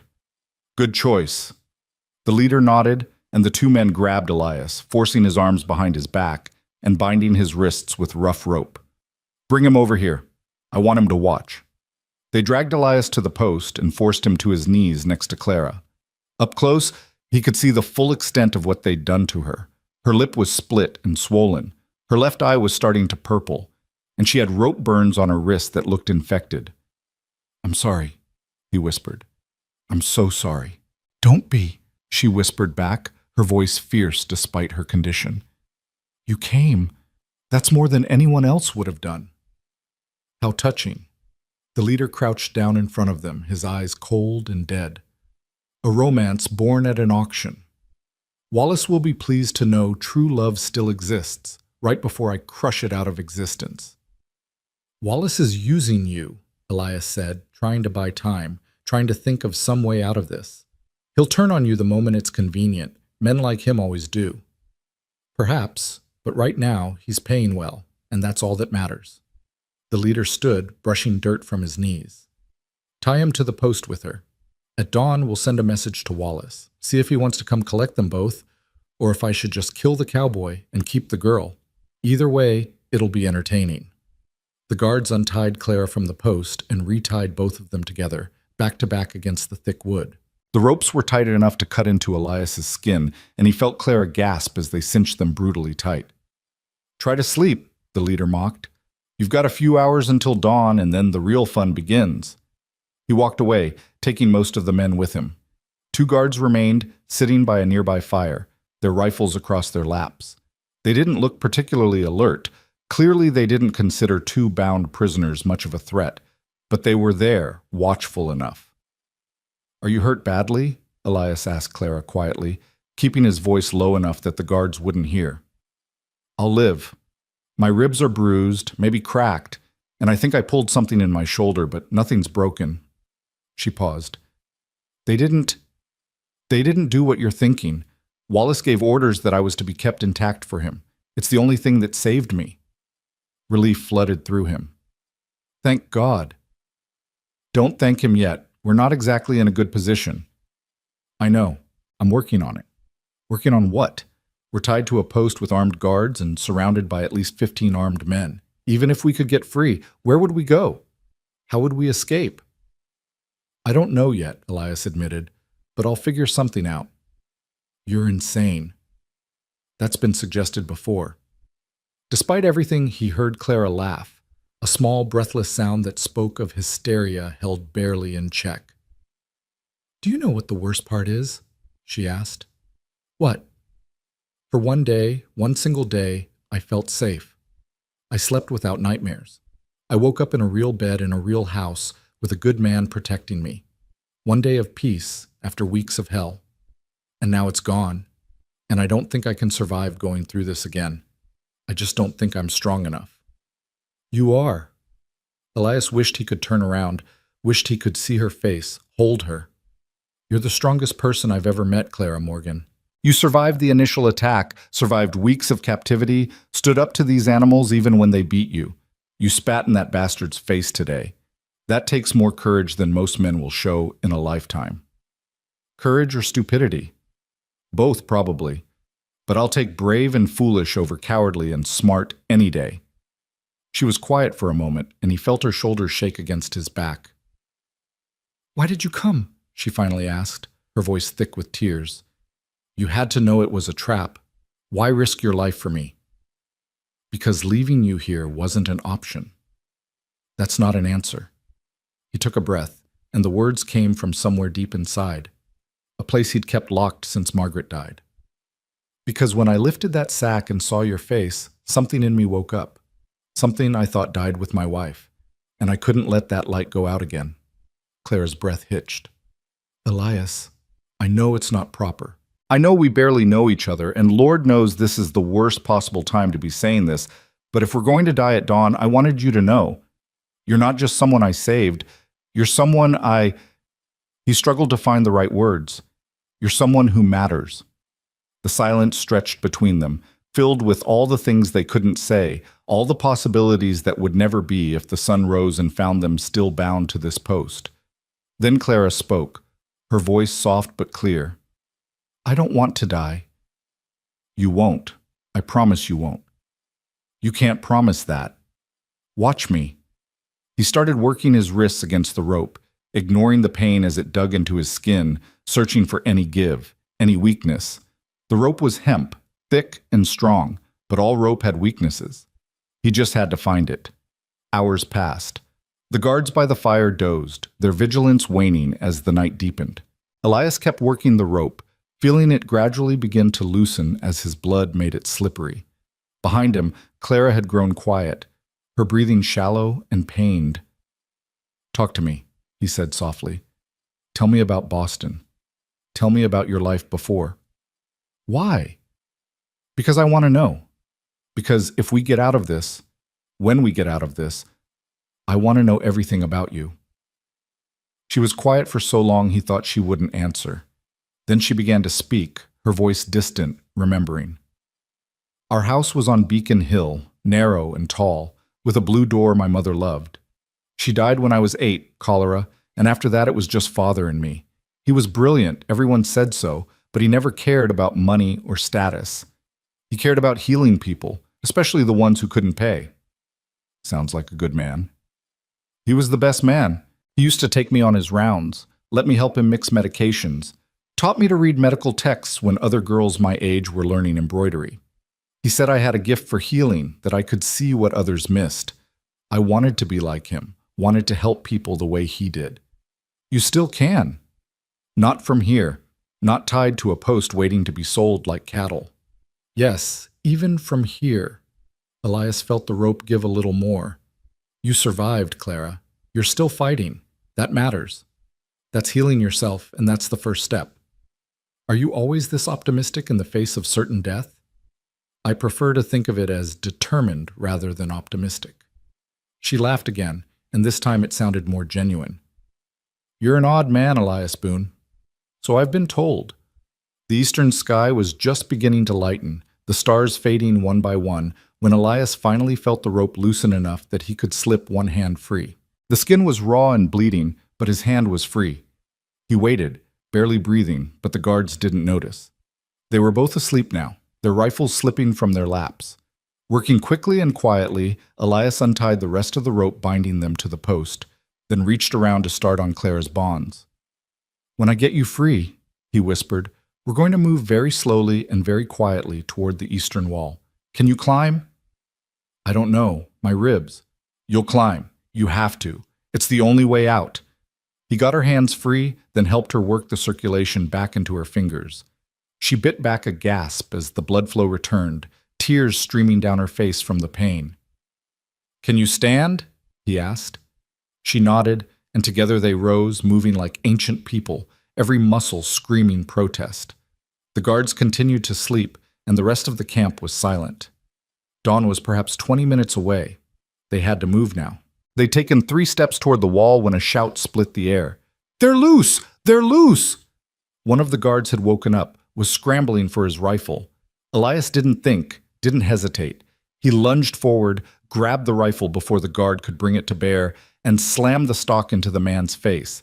The guard went down, blood streaming from his broken nose. The second guard was awake now, raising his weapon, but Clara grabbed a rock and hurled it with surprising accuracy, catching him in the temple. He staggered, and Elias was on him, wrestling the rifle away and using it to knock him unconscious. But it was too late. The camp was erupting, men pouring from shelters, grabbing weapons. The leader emerged from his tent, his face twisted with rage. "Don't let them reach the wall! Kill the man! Take the woman alive!" Gunfire exploded in the confines of the canyon, bullets whining off rocks and kicking up dirt. Elias grabbed Clara's hand and ran, half dragging her toward the eastern wall as chaos erupted behind them. He fired the captured rifle one-handed, not aiming, just providing covering fire. They reached the base of the wall, and Elias shoved Clara toward the first handhold. "Climb! Don't look back! Don't stop! Just climb!" "What about you?" "I'm right behind you. Now go!" She climbed, moving faster than he'd thought possible for someone with cracked ribs and rope-burned wrists. Elias fired the last rounds from the rifle, threw it aside, and started climbing after her. A bullet struck the rock next to his head, showering him with stone fragments. Another ricocheted off the wall above. The gang was recovering from their surprise, organizing, and any second now they'd realize they could just shoot the climbers off the wall like fish in a barrel. "Faster!" Elias shouted. Clara was 20 feet up now, 30, her hands bleeding from the rough stone but still moving. Elias climbed below her, trying to shield her with his body, knowing it was futile but doing it anyway. Then he heard it, the thunder of hooves growing louder, echoing off the canyon walls. For a confused moment, he thought it was more of the gang arriving, but then he heard something that made his heart leap. A bugle call. The cavalry call to charge. Captain Randall's voice boomed across the canyon. "United States Army! Drop your weapons and surrender!" The gang members spun, caught between the climbers and the sudden arrival of 2 companies of cavalry pouring through the canyon entrance. Confusion reigned, men running in all directions, some trying to fight, others trying to flee. "Keep climbing!" Elias shouted to Clara. "Don't stop!" They climbed until their hands were numb, until their muscles screamed, until finally they crested the top of the wall and collapsed on the relatively flat ground beyond. Below them, the battle was brief and brutal. The gang, caught by surprise and surrounded, surrendered quickly. Only the leader tried to make a stand, and Elias watched as 3 troopers brought him down, binding him with the same ropes he'd used on so many others. Captain Randall looked up, saw Elias and Clara on the cliff edge, and saluted. Elias returned the salute, then turned to Clara. She was lying on her back, staring at the sky, her chest heaving as she tried to catch her breath. Her hands were bleeding, her face was bruised, her dress was torn, but she was alive. "We made it," she whispered. "We actually made it." Elias collapsed beside her, every muscle in his body trembling with exhaustion and relief. "Told you I'd figure something out." She turned her head to look at him, and despite everything, the pain, the fear, the ordeal they'd just survived, she smiled. "You're completely insane." "Yeah," he agreed. "But you're safe. That's all that matters." She reached over and took his bloody hand in her bloody hand, threading their fingers together. They lay there as the sun rose over the Superstition Mountains, painting the sky in shades of pink and gold, while below them the cavalry rounded up the last of the Red Scarf Gang, and justice finally came to the Arizona Territory. Neither of them spoke. Words seemed inadequate for what they'd survived, for what they'd shared, for what was beginning to grow between them. So they just held hands and watched the sunrise. 2 people who'd been through hell and somehow found their way back to the light.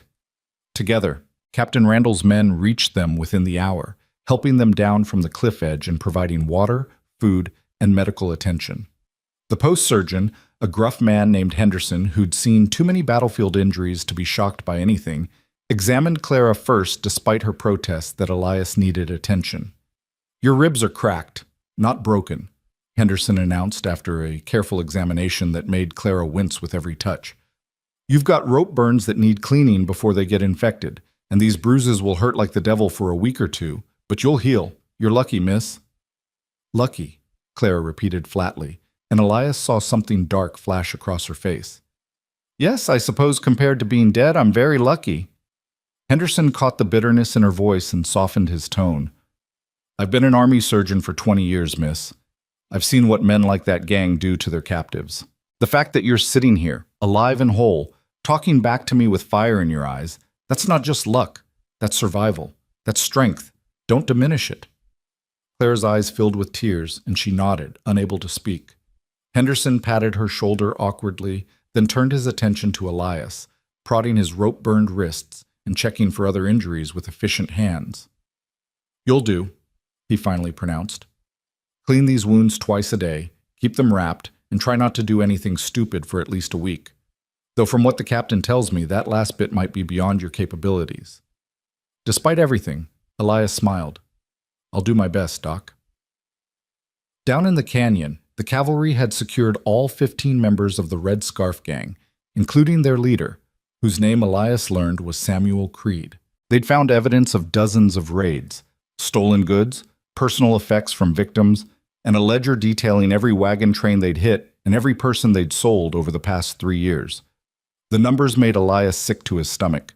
Captain Randall climbed up to where they sat, his weathered face grim with satisfaction.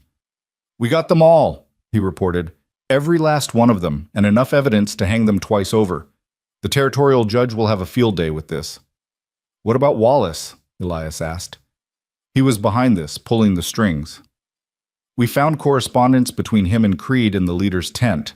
Letters detailing payments, information about wagon trains, orders for specific types of captives. Wallace's signature is on at least a dozen of them. Randall's expression was hard. I sent a detachment to Silver Creek an hour ago to arrest him. He won't slip away this time. Clara looked up, hope and disbelief warring in her eyes. You really think he'll face justice? Men like Wallace always seem to escape. Not this time, Randall said firmly. We've got federal charges now, interfering with military supply lines, since some of those wagon trains were carrying goods for the Apache reservations. That means a federal judge, a federal trial, and no amount of bribed local officials will help him. He's done. The words seemed to break something in Clara. She'd been holding herself together through sheer will, but now, with safety finally real and justice actually possible, the dam burst.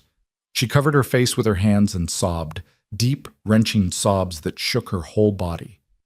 Elias moved without thinking, pulling her against his chest despite the pain in his own injuries, one hand cradling the back of her head while she cried into his shirt. He didn't try to shush her or tell her everything was fine.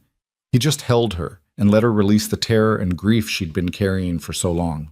Captain Randall discreetly withdrew, taking his men with him, giving them a moment of privacy in the midst of the chaos. I'm sorry, Clara finally managed, her voice muffled against Elias's chest. I'm sorry. I don't usually fall apart like this. You don't have to apologize for being human, Elias said quietly. You've been through more than most people could survive. You're allowed to feel it. I thought we were going to die. When they had us tied to that post when the sun was coming up, I really believed that was the end. And all I could think about was how unfair it was that I just found someone good, someone who saw me as more than property or a burden, and I was going to lose him before I even really had him. Elias's heart clenched. He pulled back slightly so he could see her face, using his thumb to wipe away her tears. You haven't lost me. I'm right here, and I'm not going anywhere. But what happens now? Where do I go? My aunt in San Francisco probably thinks I'm dead by now. I have no money, no possessions except borrowed clothes, nothing. You have me, Elias said simply. You have the ranch, if you want it.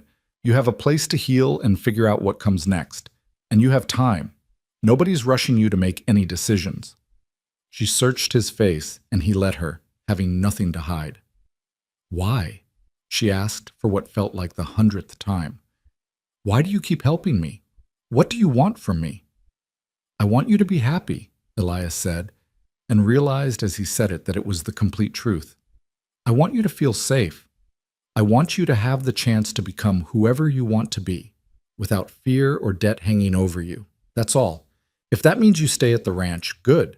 If it means I help you get to San Francisco, that's good too. Whatever you need, Clara, that's what I want to give you. Fresh tears spilled down her cheeks, but these were different, softer, less desperate. No one has ever just wanted me to be happy before. Father wanted me educated. The men at the medical college wanted me to be quiet and know my place. The gang wanted me to be profitable. And Wallace, she shuddered, Wallace wanted me to be broken. But you just want me to be me. Well, the you I've seen is pretty remarkable. Why would I want you to be anything else? She laughed through her tears, and then, moving slowly as if testing whether he'd pull away, she leaned forward and pressed her forehead against his. They stayed like that, breathing the same air, closer than propriety allowed, but beyond caring about such things. "Thank you," she whispered, "for everything. For saving me. For coming after me. For not giving up even when you should have. Thank you. You already thanked me several times. I'll probably keep thanking you for the rest of my life. Get used to it." The words hung in the air between them, rest of my life, loaded with implications neither of them was quite ready to examine. But they didn't pull apart either, staying close, taking comfort in each other's presence while the cavalry dismantled the Red Scarf Gang's camp below. Eventually, Captain Randall returned, clearing his throat diplomatically to announce his presence before he got too close. "We're ready to head back to the fort, if you're able to travel. We've got wagons for the wounded and prisoners, and I've arranged for proper quarters for Miss Morgan. She'll have privacy and medical care until other arrangements can be made." Clara stiffened slightly in Elias's arms, and he felt her reluctance even before she spoke. "If it's all the same, Captain, I'd prefer to return to Elias's ranch, if he'll still have me." Randall looked between them, his expression knowing. "That wouldn't be entirely proper, Miss Morgan. Without a chaperone or to—" "With respect, Captain," Clara interrupted, and Elias heard steel in her voice. "I've been beaten, starved, sold at auction, kidnapped, and tied to a post to die. I think propriety is the least of my concerns right now. Elias's ranch is the only place I've felt safe in months, and that's where I want to be." Randall raised his hands in surrender. "Fair enough. I can't say I blame you. But there will be talk, you understand. Small territory, smaller minds." "Let them talk," Elias said firmly. "We know the truth, and that's what matters." "Besides," Clara added with a trace of dark humor, "after everything that's happened, being ruined by association with a good man seems almost quaint." The captain smiled despite himself. "You're a formidable woman, Miss Morgan. Boone, you've got your hands full with this one." "I'm counting on it," Elias replied. They rode back to Fort Verde in one of the wagons, Clara dozing against Elias's shoulder, while he watched the Superstition Mountains recede behind them. The gang members rode in a separate wagon, heavily guarded and shackled. Samuel Creed stared at Elias as they passed, his eyes promising revenge even in defeat, but Elias stared back until Creed looked away. Some men never learned that violence had consequences, but he was about to get an education at the end of a rope. At the fort, Captain Randall provided them with supplies, fresh horses since Smoke needed rest after their ordeal, and an armed escort for the journey back to the Double B Ranch. "Just a precaution," he explained. "Wallace might not come himself, but he's got money and men who are loyal to money. Until he's actually in custody, I want you protected." The escort consisted of 4 troopers, young but competent, who kept a respectful distance as they rode. The journey took most of the day, and by the time they arrived at the ranch, the sun was setting and Clara was swaying in the saddle with exhaustion. Elias helped her down, and she looked at the small adobe house with something like longing. "I never thought I'd see this place again," she said quietly. "When they took me, I thought—" "Don't," Elias interrupted gently. "Don't think about what might have been. You're here. You're home." "Home," she repeated, testing the word. "It's been so long since I had a place I could call that." The troopers helped them unload supplies, checked the perimeter of the ranch to ensure no unwelcome visitors had arrived, and then prepared to camp for the night in the barn. "We'll stay until the captain sends word that Wallace is in custody," their sergeant explained. "Orders are not to leave you unprotected." That night, Elias made stew from the salt pork and vegetables the fort had provided, and they ate at the small table while the lamp cast warm light across the room. Clara was quiet, moving food around her plate more than eating it, and Elias could see the exhaustion in every line of her body. "You should sleep," he said. "Bedroom's still yours. I changed the sheets while the troopers were settling in." "I don't want to be alone," she admitted. Every time I close my eyes, I'm back in that camp, tied to that post. I keep thinking I'll wake up and discover this was just a dream, that I'm still there waiting to die. Then I'll sit with you, like before. Door open, chair in the doorway, and I'll stay until you fall asleep." She nodded gratefully, and they went through the same ritual as that first night. Her changing into borrowed night clothes, him positioning the chair, both of them trying to find some semblance of normalcy in circumstances that were anything but normal. But this time, when she climbed into bed and pulled the quilt up to her chin, she looked at him with an expression that made his heart ache. "Would you think less of me if I asked you to stay closer? Not anything improper, just close enough that I know you're really here?" Elias stood up from the chair and moved to sit on the floor beside the bed, his back against the wall, close enough that she could reach down and touch his shoulder if she needed to. "How's this? Better?" She let her hand rest on his shoulder, and he covered it with his own. "Tell me something good. Tell me about your life before everything went wrong. Tell me about Margaret." He was quiet for a moment, and then he began to talk. He told her about meeting Margaret at a barn dance when they were both 17, how she'd laughed at his terrible dancing and offered to teach him. He told her about their wedding under the cottonwood tree, about building the ranch together, about the dreams they'd had of filling the house with children and growing old watching the seasons change. "She would have liked you," he said. "She always said she could tell a person's character by how they treated animals and children. You would have passed her test with flying colors." "How do you know? You've never seen me with either." "I've seen how you treat yourself. You fight even when fighting seems hopeless. You protect your dignity even when everyone else has tried to strip it away. You survive." Margaret would have recognized a kindred spirit. Clara was quiet for so long that Elias thought she'd fallen asleep. Then she said softly, "Do you think you could ever love someone again? After losing her?" The question should have hurt, but somehow it didn't. "I didn't think so," Elias admitted. "For 2 years I was sure my heart died with her. But then I lifted a burlap sack and saw an angel, and I realized maybe the heart can surprise you. Maybe love isn't a single well that runs dry, but a spring that keeps flowing if you let it." That's very poetic for a rancher. Margaret liked poetry. Some of it must have rubbed off. Her hand tightened on his shoulder. "I'm scared, Elias. I'm scared of feeling too much, of trusting too much, of letting myself hope for something good only to have it ripped away again." That's not fear, that's wisdom. Anyone who's been through what you've been through would be a fool not to be careful. But being careful doesn't mean giving up on hope entirely. Is that what you're offering me? Hope? I'm offering you safety, time, and a chance to figure out what you want your life to be. If hope comes along for the ride, then that's just a bonus. She slid her hand down to thread her fingers through his, and they sat like that. Her in bed, him on the floor, hands joined, while the night deepened outside and the sounds of the ranch settled into peaceful silence. "Elias?" Her voice was drowsy now, sleep finally claiming her. "Yes?" "When this is all over, when Wallace is in prison and the gang is dealt with, when I've had time to heal and think and breathe, ask me to stay, properly. Ask me to stay not because I have nowhere else to go, but because you want me here." His throat was tight. "And if I ask, what will you say?" But she was already asleep, her breathing deep and even, her hand still clasped in his.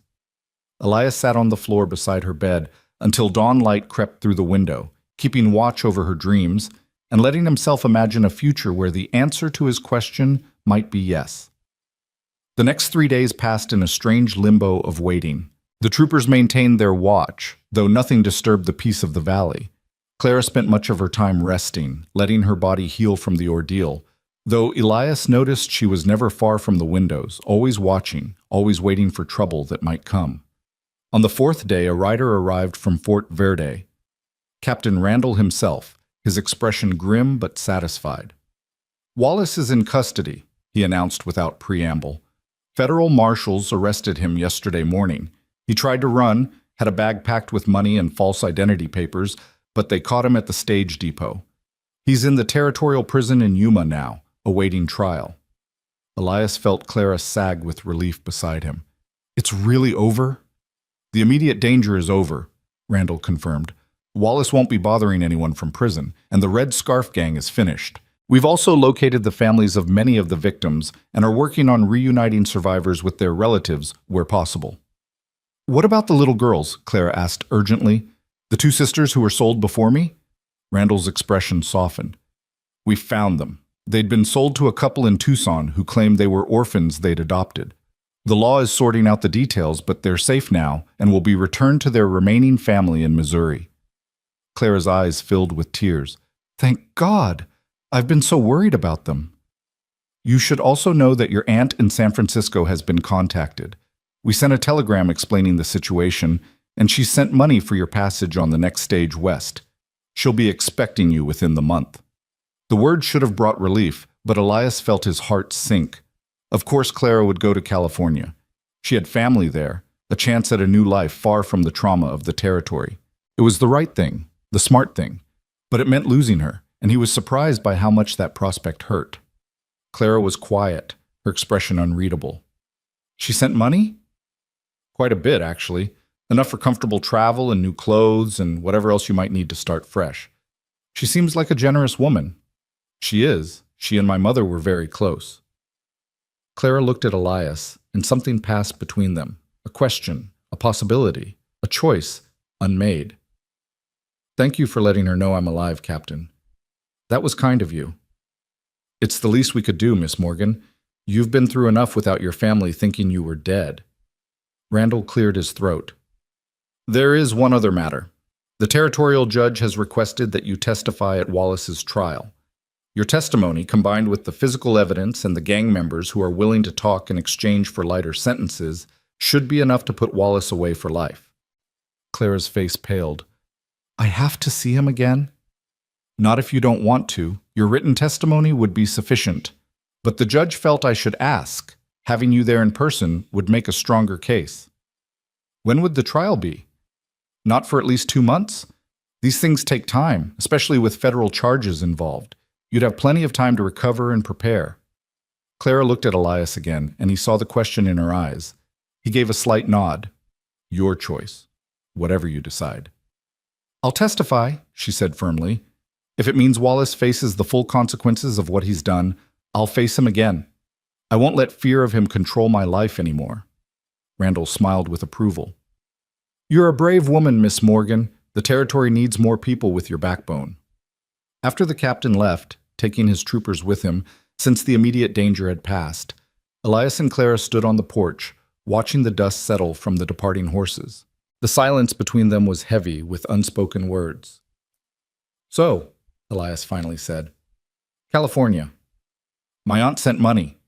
She did. It would be the sensible thing. Start fresh where nobody knows what happened to me, where I could forget all of this and build a new life. It would be very sensible. Clara turned to face him, and he saw something fierce and determined in her eyes. When have I ever been sensible, Elias Boone? Sensible women don't spit in gang leaders' faces. Sensible women don't climb cliffs with cracked ribs. And sensible women definitely don't fall in love with stubborn ranchers who risk everything to save complete strangers. His heart stopped. Clara, you said to ask you to stay properly when this was all over. Well, I'm asking you first. Ask me to stay. Not because I need saving or shelter, but because you want me here. Because you feel what I feel. Ask me, Elias. He stepped closer, taking both her hands in his, not caring that his palms were still bandaged, not caring about propriety or what people would say. Clara Morgan, will you stay? Will you make this house a home again?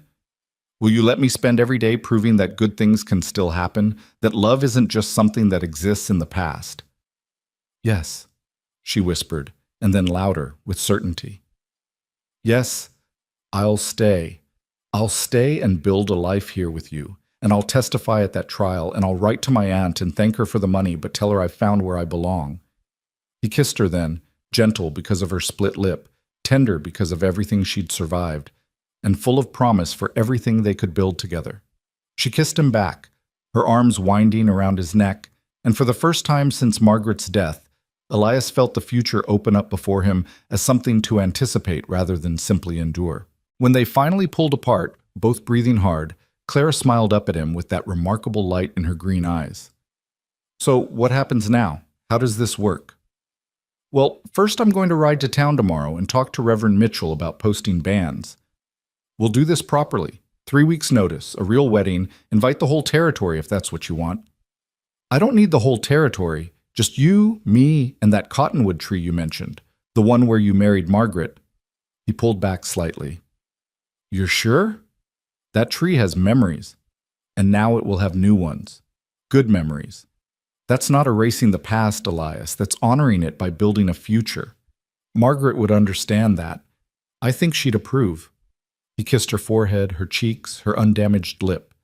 You're extraordinary, you know that? I'm practical. There's a difference.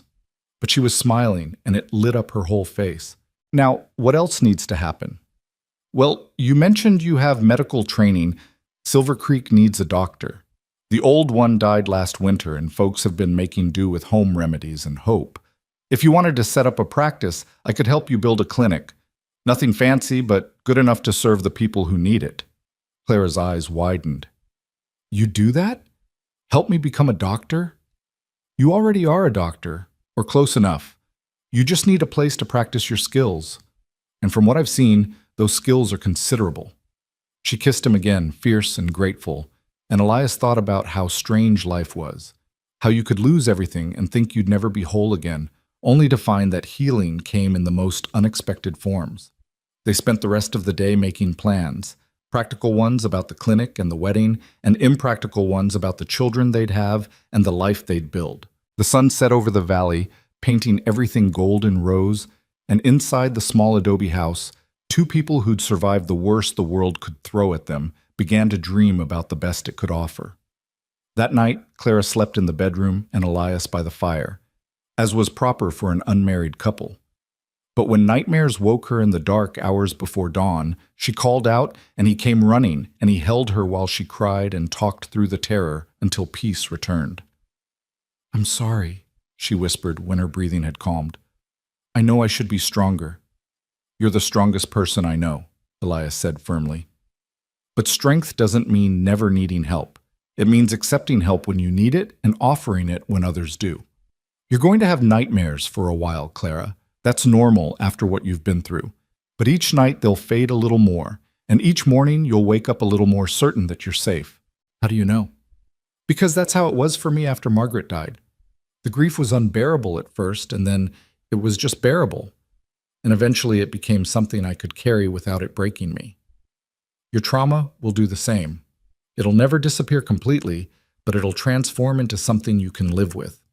Something that makes you stronger rather than weaker. She nestled against him, and they sat like that until dawn broke. Not sleeping, just being together, and learning that sometimes the greatest healing comes not from forgetting the past, but from building a future strong enough to outweigh it. When the sun rose, painting the world in shades of gold and promise, Elias and Clara stood together on the porch of the Double B Ranch and watched a new day begin. Somewhere out there, Wallace sat in prison, waiting for justice. Somewhere, families were being reunited with loved ones they'd thought lost forever. And here, in a small valley watered by Willow Creek, two people who'd found each other in the worst circumstances began to build something beautiful from the ashes of their pain. The angel who'd been auctioned with a sack over her head had found her freedom, and the cowboy who'd lifted that sack had found his second chance at love. Together, they'd found home. 3 weeks passed in a blur of preparation and healing. Elias rode to Silver Creek and posted the banns with Reverend Mitchell, a kind-faced man who'd known Margaret and offered his blessing without hesitation. Word spread quickly through the territory. The rancher who'd defied Wallace was marrying the woman he'd saved, and despite the scandal some whispered about, most folks seemed pleased that something good had come from all the darkness. Clara threw herself into planning the clinic, sketching designs on scraps of paper while Elias worked on clearing the space beside the corral where it would stand. Her hands had healed, the rope burns fading to pink scars that would eventually disappear, and her ribs no longer made her wince with every breath. The bruises on her face had turned from purple to yellow to nothing, and with each passing day Elias watched her transform from a woman merely surviving to one truly living. But the nightmares persisted. Not every night, but often enough that Elias grew accustomed to waking in the small hours to her muffled cries. He'd go to her door, knock softly, and she'd let him in. He'd sit on the floor beside her bed until dawn, their hands clasped, talking about everything and nothing until the terror released its grip and she could breathe again. "I'm worried about the trial," she admitted one night, about a week before their wedding. "Captain Randall sent word that it's been scheduled for next month. I'll have to face Wallace, look him in the eye and tell everyone what happened. What if I freeze? What if I can't do it?" "Then I'll be right there with you," Elias said firmly. "In the courtroom, holding your hand if they'll let me, and waiting outside if they won't. You won't face him alone, Clara, not ever again." "What if seeing me makes him angry? What if he finds a way to—" "He's in chains behind bars with armed guards. He can't hurt you anymore. The only power he has left is the fear you give him, and every day you take more of that back. By the time you testify, he'll be nothing but a bitter man facing consequences he spent his whole life avoiding." She squeezed his hand. "How are you always so certain about everything?" "I'm not. I'm just certain about you, about us. The rest, I figure we'll handle as it comes." The morning of their wedding dawned clear and beautiful, the kind of autumn day when the Arizona Territory showed its gentler side. The heat had broken, and the air carried a crispness that promised winter without threatening it. Elias woke before dawn, as always, but today nervous energy kept him from his usual routine. He fed the animals, checked the fence lines, and found himself back at the house with hours still to kill before the ceremony. Clara emerged from the bedroom wearing the dress Elias had commissioned for Mrs. Henderson, the seamstress in Silver Creek. It was simple, cream-colored cotton with lace at the collar and cuffs. But on Clara it looked like something from a magazine. She'd left her auburn hair loose, the way Elias loved it, and woven small white flowers through it that she'd gathered from along the creek. "You're staring," she said, but she was smiling. "Can't help it. You're beautiful." "You're biased." "Absolutely. Doesn't make it less true." People began arriving around noon, more than Elias had expected. Captain Randall came with his wife, a cheerful woman named Caroline, who'd insisted on making a cake. Doc Henderson arrived with his medical bag, joking that he always brought it to weddings because someone usually needed stitches before the dancing was done. Families from neighboring ranches, folks from town who'd heard the story and wanted to show their support, even some of the troopers who'd helped rescue them from the gang's camp. But the most surprising arrival was a woman in her 50s who climbed down from the stage looking travel-worn and determined. She had Clara's green eyes and the same stubborn set to her jaw. "Aunt Patricia?" Clara's voice was incredulous. "What are you doing here? I wrote you that I was staying—" "I know what you wrote," Patricia Morgan said, pulling Clara into a fierce embrace. "Did you really think I'd let my only niece get married without family present? I left San Francisco the day I got your letter. Someone needs to represent your father, and I intend to give you away properly." Clara burst into tears, happy ones this time, and Elias felt his own eyes sting watching the reunion. Patricia looked over Clara's head at him, her expression assessing and sharp. "So you're the cowboy who saved my niece?" "Just did what needed doing, ma'am." "Don't ma'am me, and don't be modest. Clara's letters told me everything.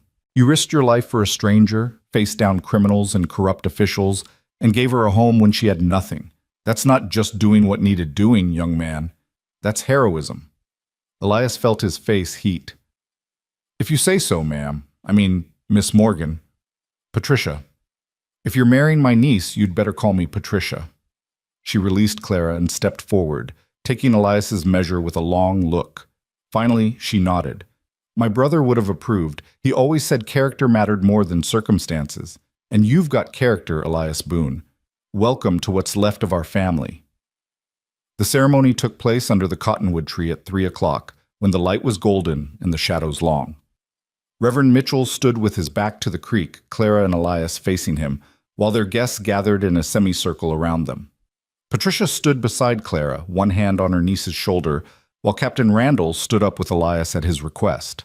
"Dearly beloved," Mitchell began, his voice carrying across the gathering, "we are assembled here in the sight of God, and these witnesses to join this man and this woman in holy matrimony. It is not to be entered into lightly, but reverently, deliberately, and in accordance with the purposes for which it was instituted by God." Elias barely heard the traditional words. He was too focused on Clara's face, on the way the afternoon light caught in her hair, on the joy and peace and hope shining in her eyes. She looked at him like he'd hung the moon, and he felt the same way about her. "Elias," Mitchell said, drawing his attention back to the moment, "do you take this woman to be your lawfully wedded wife, to have and to hold from this day forward, for better or worse, for richer or poorer, in sickness and in health, to love and to cherish until death do you part?" "I do." His voice was steady, certain, carrying no doubt whatsoever. "And Clara, do you take this man to be your lawfully wedded husband, to have and to hold from this day forward, for better or worse, for richer or poorer, in sickness and in health, to love and to cherish, until death do you part?" Clara's voice rang out clear and strong. "I do." They exchanged simple gold bands. Elias had ordered them from the jeweler in Silver Creek, spending the last of his savings on them. And when Mitchell pronounced them husband and wife, Elias kissed her with a crowd watching and didn't care one bit about propriety or what anyone thought. The celebration that followed was boisterous and joyful. Someone had brought a fiddle, someone else a guitar, and music filled the valley as the sun descended toward the horizon. Clara danced with Elias, then with Captain Randall, then with every man present who asked politely enough. Elias watched her laugh and spin, watched the last shadows of trauma lift from her shoulders as joy took their place, and felt gratitude so profound it was almost painful. As evening fell and lanterns were lit, Patricia found Elias standing apart from the crowd, watching his new wife teach a group of children a dance she'd learned in Boston. "She's happy," Patricia observed, "truly happy. I wasn't sure I'd ever see that again after her father died. She loved him so much, and losing him nearly broke her. Then everything that happened on the journey west," she shook her head.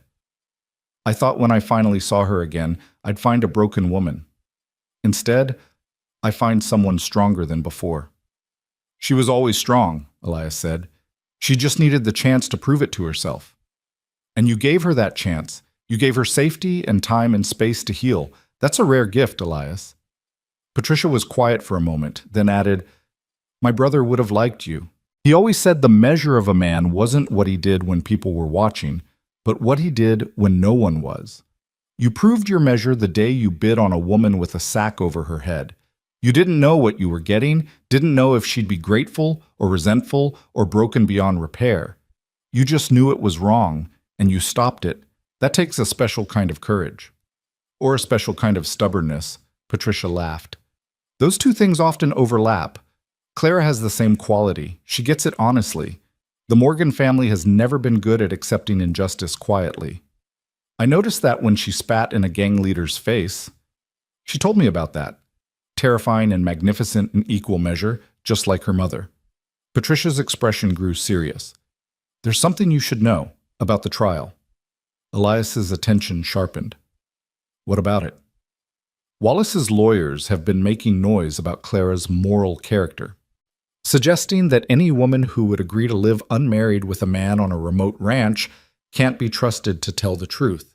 They're going to try to destroy her credibility by destroying her reputation." Rage, cold and familiar, bloomed in Elias's chest. "Let them try. We're married now, properly and legally. And anyone who wants to question Clara's character will answer to me personally. Easy, cowboy. I'm on your side." Patricia laid a hand on his arm. "I'm just warning you so you're prepared. The trial won't be pleasant. They'll drag up every detail of what happened to her, question every decision she made, imply that somehow she brought this on herself. It's what they always do to women in these situations. The victim becomes the accused. Then I'll make sure everyone knows exactly who the real criminal is. Wallace can hide behind expensive lawyers all he wants, but at the end of the day, he's just a coward who bought and sold human beings. No amount of courtroom theatrics can change that. I believe you, and Clara believes in you. Just remember, when things get ugly, and they will, that you two have each other. That's more than most people get." Patricia smiled and patted his arm. "Now, go dance with your wife. It's your wedding day. Tomorrow's worries can wait until tomorrow." Elias took her advice, crossing to where Clara was still entertaining the children, and swept her into his arms. She laughed, startled and delighted, as he spun her away from the little ones and into an open space where they could dance properly. "What was that about?" she asked, breathless. Just reminding myself that you're mine now, legally and properly. Mrs. Elias Boone. I'm still getting used to that. Clara Boone. It sounds strange. It sounds perfect. He pulled her closer, not caring that people were watching. Thank you. For what? For saying yes. For staying. For choosing this life when you could have chosen safety and comfort in California. She reached up and touched his face, her palm warm against his cheek. This is safety, Elias. You are safety and comfort and home and everything I need. California would have been running away. This is running towards something. There's a difference. He kissed her then, soft and sweet, while the fiddle played and their guests cheered and the stars began to emerge overhead. And for the first time in 2 years, Elias felt completely, utterly at peace. The party continued until late, but eventually people began to depart, some to their own ranches, others to camp near the creek for the night. Patricia had been given the bedroom, with Clara and Elias planning to spend their wedding night in the loft that Elias had converted into a proper sleeping space over the past weeks. It wasn't fancy, but it was private, and that was all that mattered. As they climbed the ladder to the loft, Clara paused and looked back at the main room where Patricia was already asleep, at the ranch that had become her home, at the life that was now hers to live. No regrets?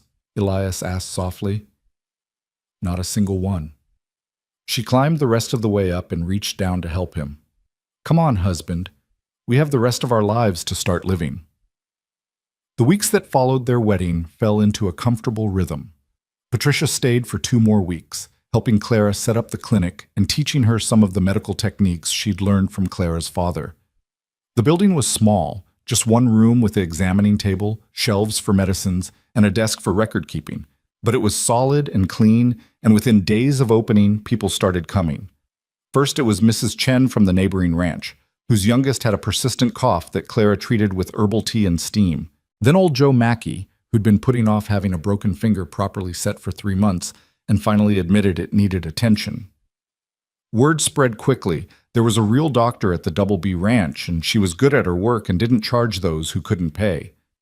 Elias watched Clara come alive in the clinic, watched her confidence grow with each patient she helped. She had a gift for healing, just as her father had predicted, and more than that, she had compassion. She listened to her patients, really listened, and treated them with dignity regardless of their circumstances. You're staring again, Clara said one evening as she cleaned her instruments after a long day of patience. Still can't help it. You're magnificent when you're in your element. I'm covered in blood and sweat and smell like carbolic acid. That's hardly magnificent. You just saved Tommy Henderson's life by recognizing his appendix was inflamed and getting him to Doc Henderson for surgery in time. That's the definition of magnificent. She smiled, tired but satisfied. It's what I'm meant to do. I knew it even as a child watching my father work. I just didn't think I'd ever get the chance to do it myself. Well, now you have the chance and you're taking it. I'm proud of you, Clara. The trial date arrived faster than either of them wanted.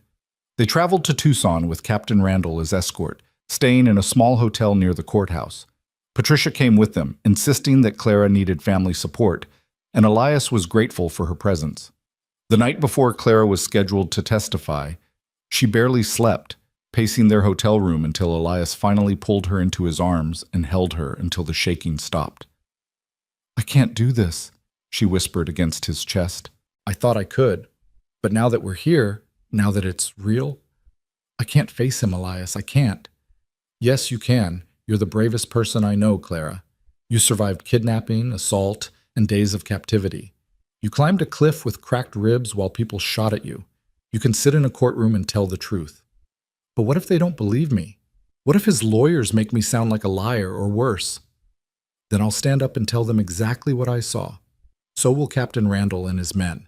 So will the members of the Red Scarf Gang who are testifying against Wallace to save their own necks. You're not alone in this, Clara. The truth has a lot of voices, and yours is just one of them. She pulled back to look at him, her eyes red from crying but determined. Promise me something. Anything. If it gets too hard, if I start to break in there, catch my eye. Remind me why I'm doing this. Remind me that he doesn't own me anymore, That I'm free and safe and loved? Can you do that? Every second of every minute that you're in there, I promise. The courtroom was packed the next morning. Wallace's trial had drawn attention from across the territory. Newspapers had sent reporters, curious citizens filled the gallery, and the air was thick with anticipation and judgment. Elias sat in the front row directly behind where Clara would testify, with Patricia beside him and Captain Randall on her other side. Wallace was led in by marshals, his wrists and ankles shackled. He'd lost weight during his imprisonment, his expensive suit hanging loose on his frame, but his eyes still held that cold arrogance. When he saw Clara enter the courtroom, his lips curved into a slight smile that made Elias's hands curl into fists. The prosecution attorney, a sharp woman named Elizabeth Cartwright, who'd made her reputation fighting corruption, called Clara to the stand. Clara walked forward with her head high, her hand steady, as she placed it on the Bible to swear her oath. She sat in the witness chair and finally allowed herself to look at Wallace. For a moment, Elias saw fear flicker across her face. Then she looked at him, found his eyes, and he nodded. "You've got this. I'm right here." Her shoulders straightened, and when she spoke, her voice was clear and strong. "Please state your name for the record," Cartwright began. "Clara Morgan Boone." "And Mrs. Boone, can you tell the court how you came to be in Arizona Territory?"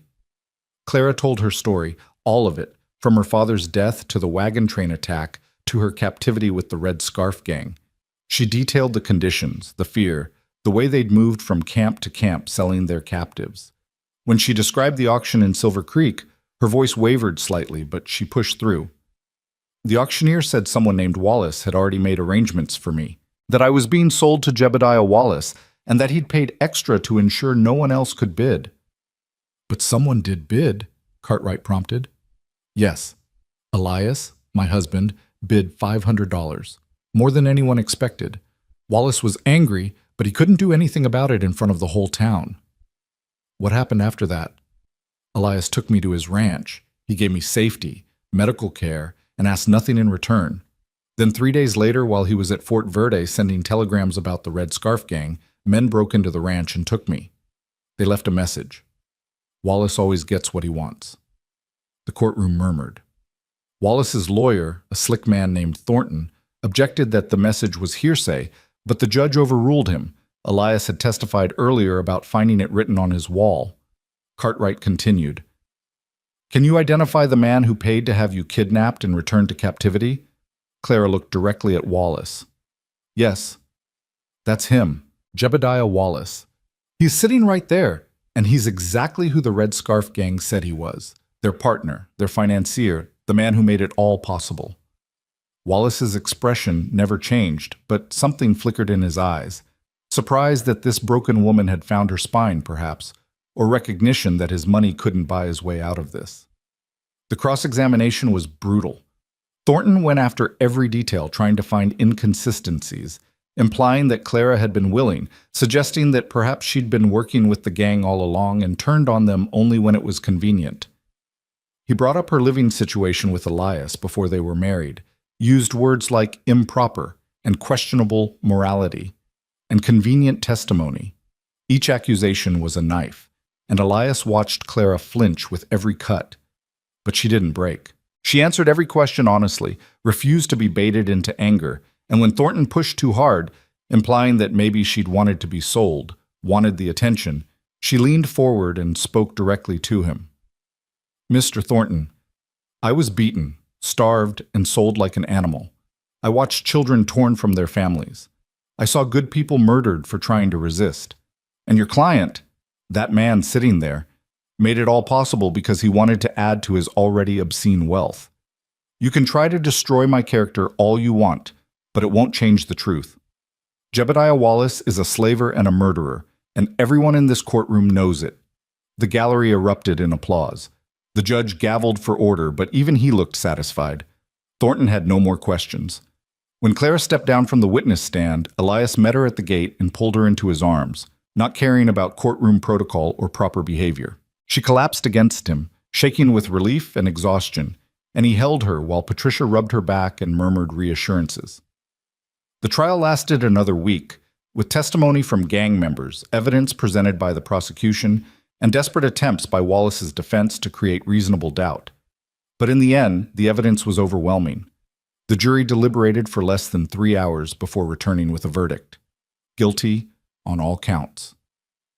The judge sentenced Wallace to life in prison. No possibility of parole to be served at the territorial prison in Yuma, where the heat was brutal and mercy was scarce.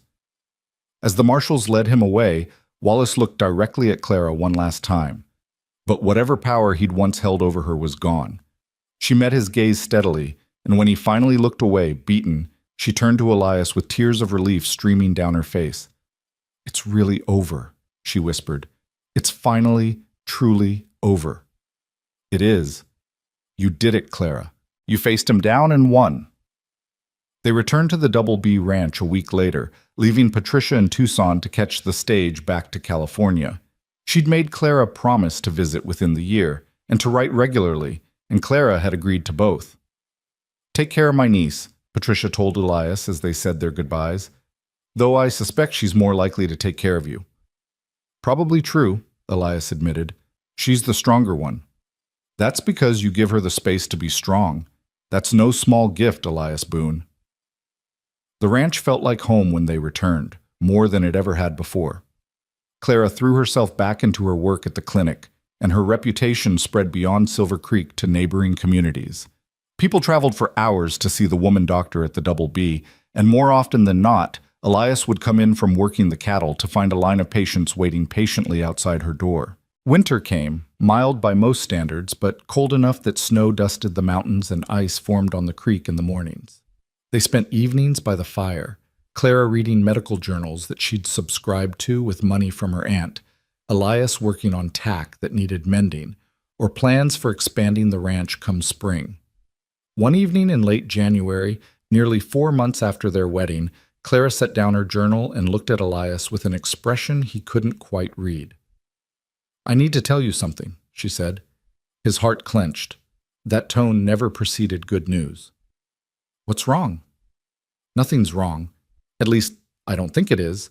But it's going to change things, and I wanted you to know before anyone else." She took a breath.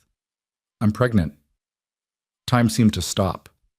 Elias stared at her, processing the words, and then joy, pure, uncomplicated joy, flooded through him. "You're sure?" "I'm a doctor, Elias. I'm sure." She smiled tentatively. "Are you happy? I know we didn't plan this so soon, and there's still so much work to do with the clinic." He crossed the room in 3 strides and pulled her into his arms, lifting her off the ground and spinning her around. "Happy? Clara, I'm beyond happy. There aren't even words. A baby. Our baby." She laughed, the sound full of relief and joy. "So you're not upset?" "Upset? This is the best news I've had since you agreed to marry me. When? When will the baby come?" "Late summer, I think. August, maybe early September." She pulled back to look at him. "Are you really ready for this? For midnight feedings and dirty diapers and all the chaos that comes with a baby? Are you?" "Terrified," she admitted, "but excited. I never thought I'd have this. A home, a husband, a child on the way. After everything that happened, I didn't think I deserved it." "You deserve everything good this world has to offer, Clara Boone, and I'm going to spend the rest of my life making sure you get it." The pregnancy progressed smoothly. Clara continued working in the clinic almost until the end, only stopping when Elias and Doc Henderson finally convinced her that standing for hours while 8 months pregnant probably wasn't wise. She chafed at the restriction, but eventually agreed to see patients only a few hours each morning, spending afternoons resting and preparing for the baby's arrival. Elias built a cradle from oak wood, carving small flowers into the sides to match the ones Clara had worn in her hair at their wedding. He cleaned out the small storage room off the bedroom and converted it into a nursery, painting the walls a cheerful yellow that Clara had chosen. And he found himself talking to the baby, his hand on Clara's swelling belly, telling stories about Margaret and his parents and the ranch, promising that this child would grow up surrounded by love and safety and endless possibility. Labor started on a sweltering night in late August, 3 weeks before Doc Henderson had predicted. Clara woke Elias at midnight with a hand on his shoulder and 3 calm words. "It's time, Elias." He panicked. There was no other word for it. Despite all their preparation, despite knowing this day was coming, He completely lost his composure. He rushed around the house, grabbing things at random, finally realizing he was holding a saddle blanket and a coffee pot and had no idea why. Clara, in the early stages of labor and still capable of humor, laughed at him. "Breathe, Elias. I'm the doctor, remember? I know what I'm doing." "But you can't deliver your own baby." "No, which is why you're going to ride to town and get Doc Henderson. Right now, before I change my mind and decide to do this alone out of sheer stubbornness." He rode like the devil was chasing him, covering the 10 miles to Silver Creek in record time and pounding on Doc Henderson's door until the older man emerged, grumbling about young husbands and false alarms. But when Elias explained that Clara had insisted it was real labor, Henderson grabbed his bag without further complaint and followed Elias back to the ranch. The labor lasted 14 hours. Elias stayed with Clara the entire time, holding her hand, wiping her face with cool cloths, and trying not to wince when she squeezed his fingers hard enough to make bones creak during contractions. Doc Henderson checked on her progress periodically, assured them everything was normal, and stayed close in case complications arose. As the sun began to set on what had been the longest day of Elias's life, Clara's efforts intensified. Henderson positioned himself to catch the baby, giving instructions that Clara followed with the same determination she brought to everything in her life. And then, as golden light slanted through the bedroom window, a new voice joined the world, a baby's cry, strong and indignant. "It's a girl," Henderson announced, holding up the squalling infant. A beautiful, healthy girl with a remarkable set of lungs. Clara laughed and cried simultaneously, reaching for her daughter with shaking arms. Henderson placed the baby on Clara's chest, and Elias watched his wife fall instantly, completely in love. The baby quieted immediately at her mother's touch, her tiny fist curling around Clara's finger. "Hello, little one," Clara whispered. "Hello, Margaret Rose?" Elias felt his throat close. They'd discussed names, but Clara had insisted that if they had a daughter, she should carry Margaret's name. "She gave me you," Clara had explained. "By dying, she freed you to save me. I want to honor that." Now, watching his wife hold their daughter, Margaret Rose Boone, named for the past and the future, Elias felt the last piece of his healing slot into place. The grief for Margaret would never completely disappear, but it had transformed into something gentler, something that coexisted peacefully with the love he felt for Clara and this new life they'd created together. "Do you want to hold her?" Clara asked, and carefully transferred the baby to Elias's arms. She was so small, so impossibly fragile, with a downy covering of auburn hair that matched her mother's and eyes that would probably be green once they settled on a color. She looked up at Elias with what he swore was recognition, and he fell completely, irrevocably in love. "Hello, Maggie Rose," he murmured. "I'm your papa. I'm going to teach you to ride and rope and read the stars. I'm going to protect you and love you and make sure you grow up knowing that you can be anything you want to be. Welcome to the family, little one. We've been waiting for you." The baby made a small sound, not quite a coo, not quite a cry, and yawned hugely, already bored with the world and ready for sleep. Elias laughed and carefully returned her to Clara's arms, leaning down to kiss first his daughter's forehead and then his wife's. "You did it," he said to Clara. "You brought her safely into the world. You're amazing." "We did it," Clara corrected. "We brought her into the world, into this family, into this life we've built together. She's ours, Elias. Ours." Doc Henderson cleaned up, gave Clara instructions for recovery and nursing, and accepted Elias's profuse thanks with good grace. "You've got yourself a good family here, Boone," he said as he prepared to leave. "That little girl is going to grow up loved and strong, just like her mama. You take care of them." "Every day of my life," Elias promised. The weeks that followed were exhausting and joyful in equal measure. Maggie Rose proved to have her mother's determination and her father's stubbornness, wanting to eat every 2 hours, regardless of the time of day, and protesting loudly when her needs weren't immediately met. Clara took to motherhood with the same competence she brought to medicine, while Elias discovered a capacity for gentleness he hadn't known he possessed.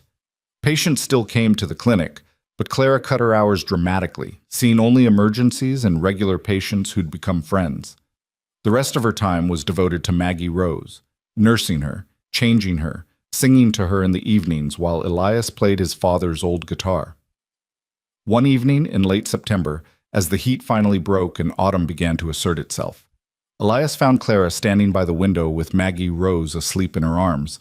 The setting sun painted them both in shades of gold, and Elias stood in the doorway just watching, memorizing the moment. "What are you thinking about?" he asked softly. Clara turned, smiling. "I'm thinking about how different my life could have been. If you hadn't bid on me that day, if you hadn't come after me when they took me back, if you hadn't given me the space and time to heal and discover who I wanted to be. I'd be dead, or worse, or at best living a half-life in California wondering what might have been. Instead, you're here, healing people and raising our daughter in this beautiful valley. Seems like you chose well." "We chose well," Clara corrected, echoing her words from the night Maggie was born. "This isn't just my life or your life anymore, Elias. It's our life. All three of us building something beautiful from what started as the worst day of my life." She carried Maggie Rose to the cradle Elias had built and laid her down gently. The baby stirred but didn't wake, already adapting to the rhythms of ranch life. Clara returned to Elias and took his hand, leading him out to the porch where they could watch the sun finish its descent. "Thank you," she said, not for the first time and certainly not for the last. "Thank you for seeing an angel where everyone else saw merchandise. Thank you for giving me back my life." "You gave me mine too," Elias replied. "After Margaret died, I thought I was done. Thought I'd just exist until I didn't anymore. Then I lifted that sack and saw your face, and something woke up inside me. You saved me as much as I saved you, Clara. Maybe more."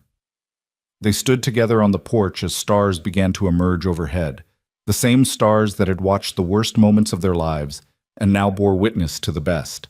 The ranch spread out before them, the clinic where Clara healed the sick, the barn where Smoke and the other horses nickered softly, the fields where cattle grazed peacefully, and inside the house, the nursery where their daughter slept. A year ago, Elias Boone had been a widower going through the motions of living, his heart buried with his first wife, his future stretching ahead empty and gray. A year ago, Clara Morgan had been a captive, stripped of dignity and hope, facing a future too terrible to contemplate.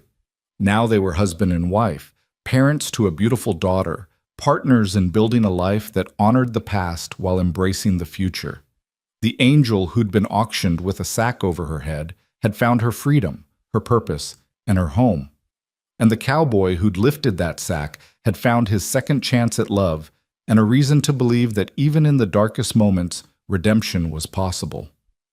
"Look," Clara said, pointing toward the creek where fireflies had begun their nightly dance. "Maggie will love those when she's old enough to chase them. We'll teach her together, along with riding and healing and how to stand up for what's right, even when it's hard." "Especially when it's hard," Clara agreed. "The world needs more people who do the right thing, not because it's easy, but because it's right." Sounds like something a wise woman would say. "I learned it from a stubborn cowboy who risked everything to save a stranger." Elias pulled her close, his arm around her waist, her head resting on his shoulder. Inside, Maggie Rose made a small sound in her sleep, not distress, just the sound of a baby dreaming. They listened together, these two people who'd found each other in the dust and darkness of a town square auction, and built from that terrible moment something stronger and truer than either could have imagined. "I love you, Clara Boone," Elias said quietly. "I love you too, Elias. Today, tomorrow, and all the days after. For as long as we both shall live." The stars wheeled overhead in their ancient patterns. The creek whispered its endless song. And on the porch of the Double B Ranch, two people held each other close while their daughter slept peacefully inside, surrounded by love and safety and the promise of countless tomorrows. From auction block to altar, from captivity to freedom, from despair to hope. Their story was written in the dust and blood and tears of the Arizona Territory, but it ended in joy. And years later, when Maggie Rose was old enough to understand, they would tell her how they met, how they survived, and how they built a family from the ashes of everything they'd lost. They would tell her that even in the darkest moments, when evil seems to triumph and hope seems foolish, love can bloom like rain after drought. That courage isn't the absence of fear, but the decision to do what's right despite it, and that sometimes the greatest blessings come wrapped in the most unexpected packages. Even a woman with a sack over her head standing on an auction block, waiting for someone brave enough to see the angel beneath. The sun slipped below the horizon, darkness claimed the valley, and inside the small adobe house, a family slept peacefully, knowing that tomorrow would bring its own challenges, but facing them together, strong in the knowledge that they'd already survived the worst, and come through it not just intact, but transformed. The angel had found her wings, the cowboy had found his purpose, and together they'd found home.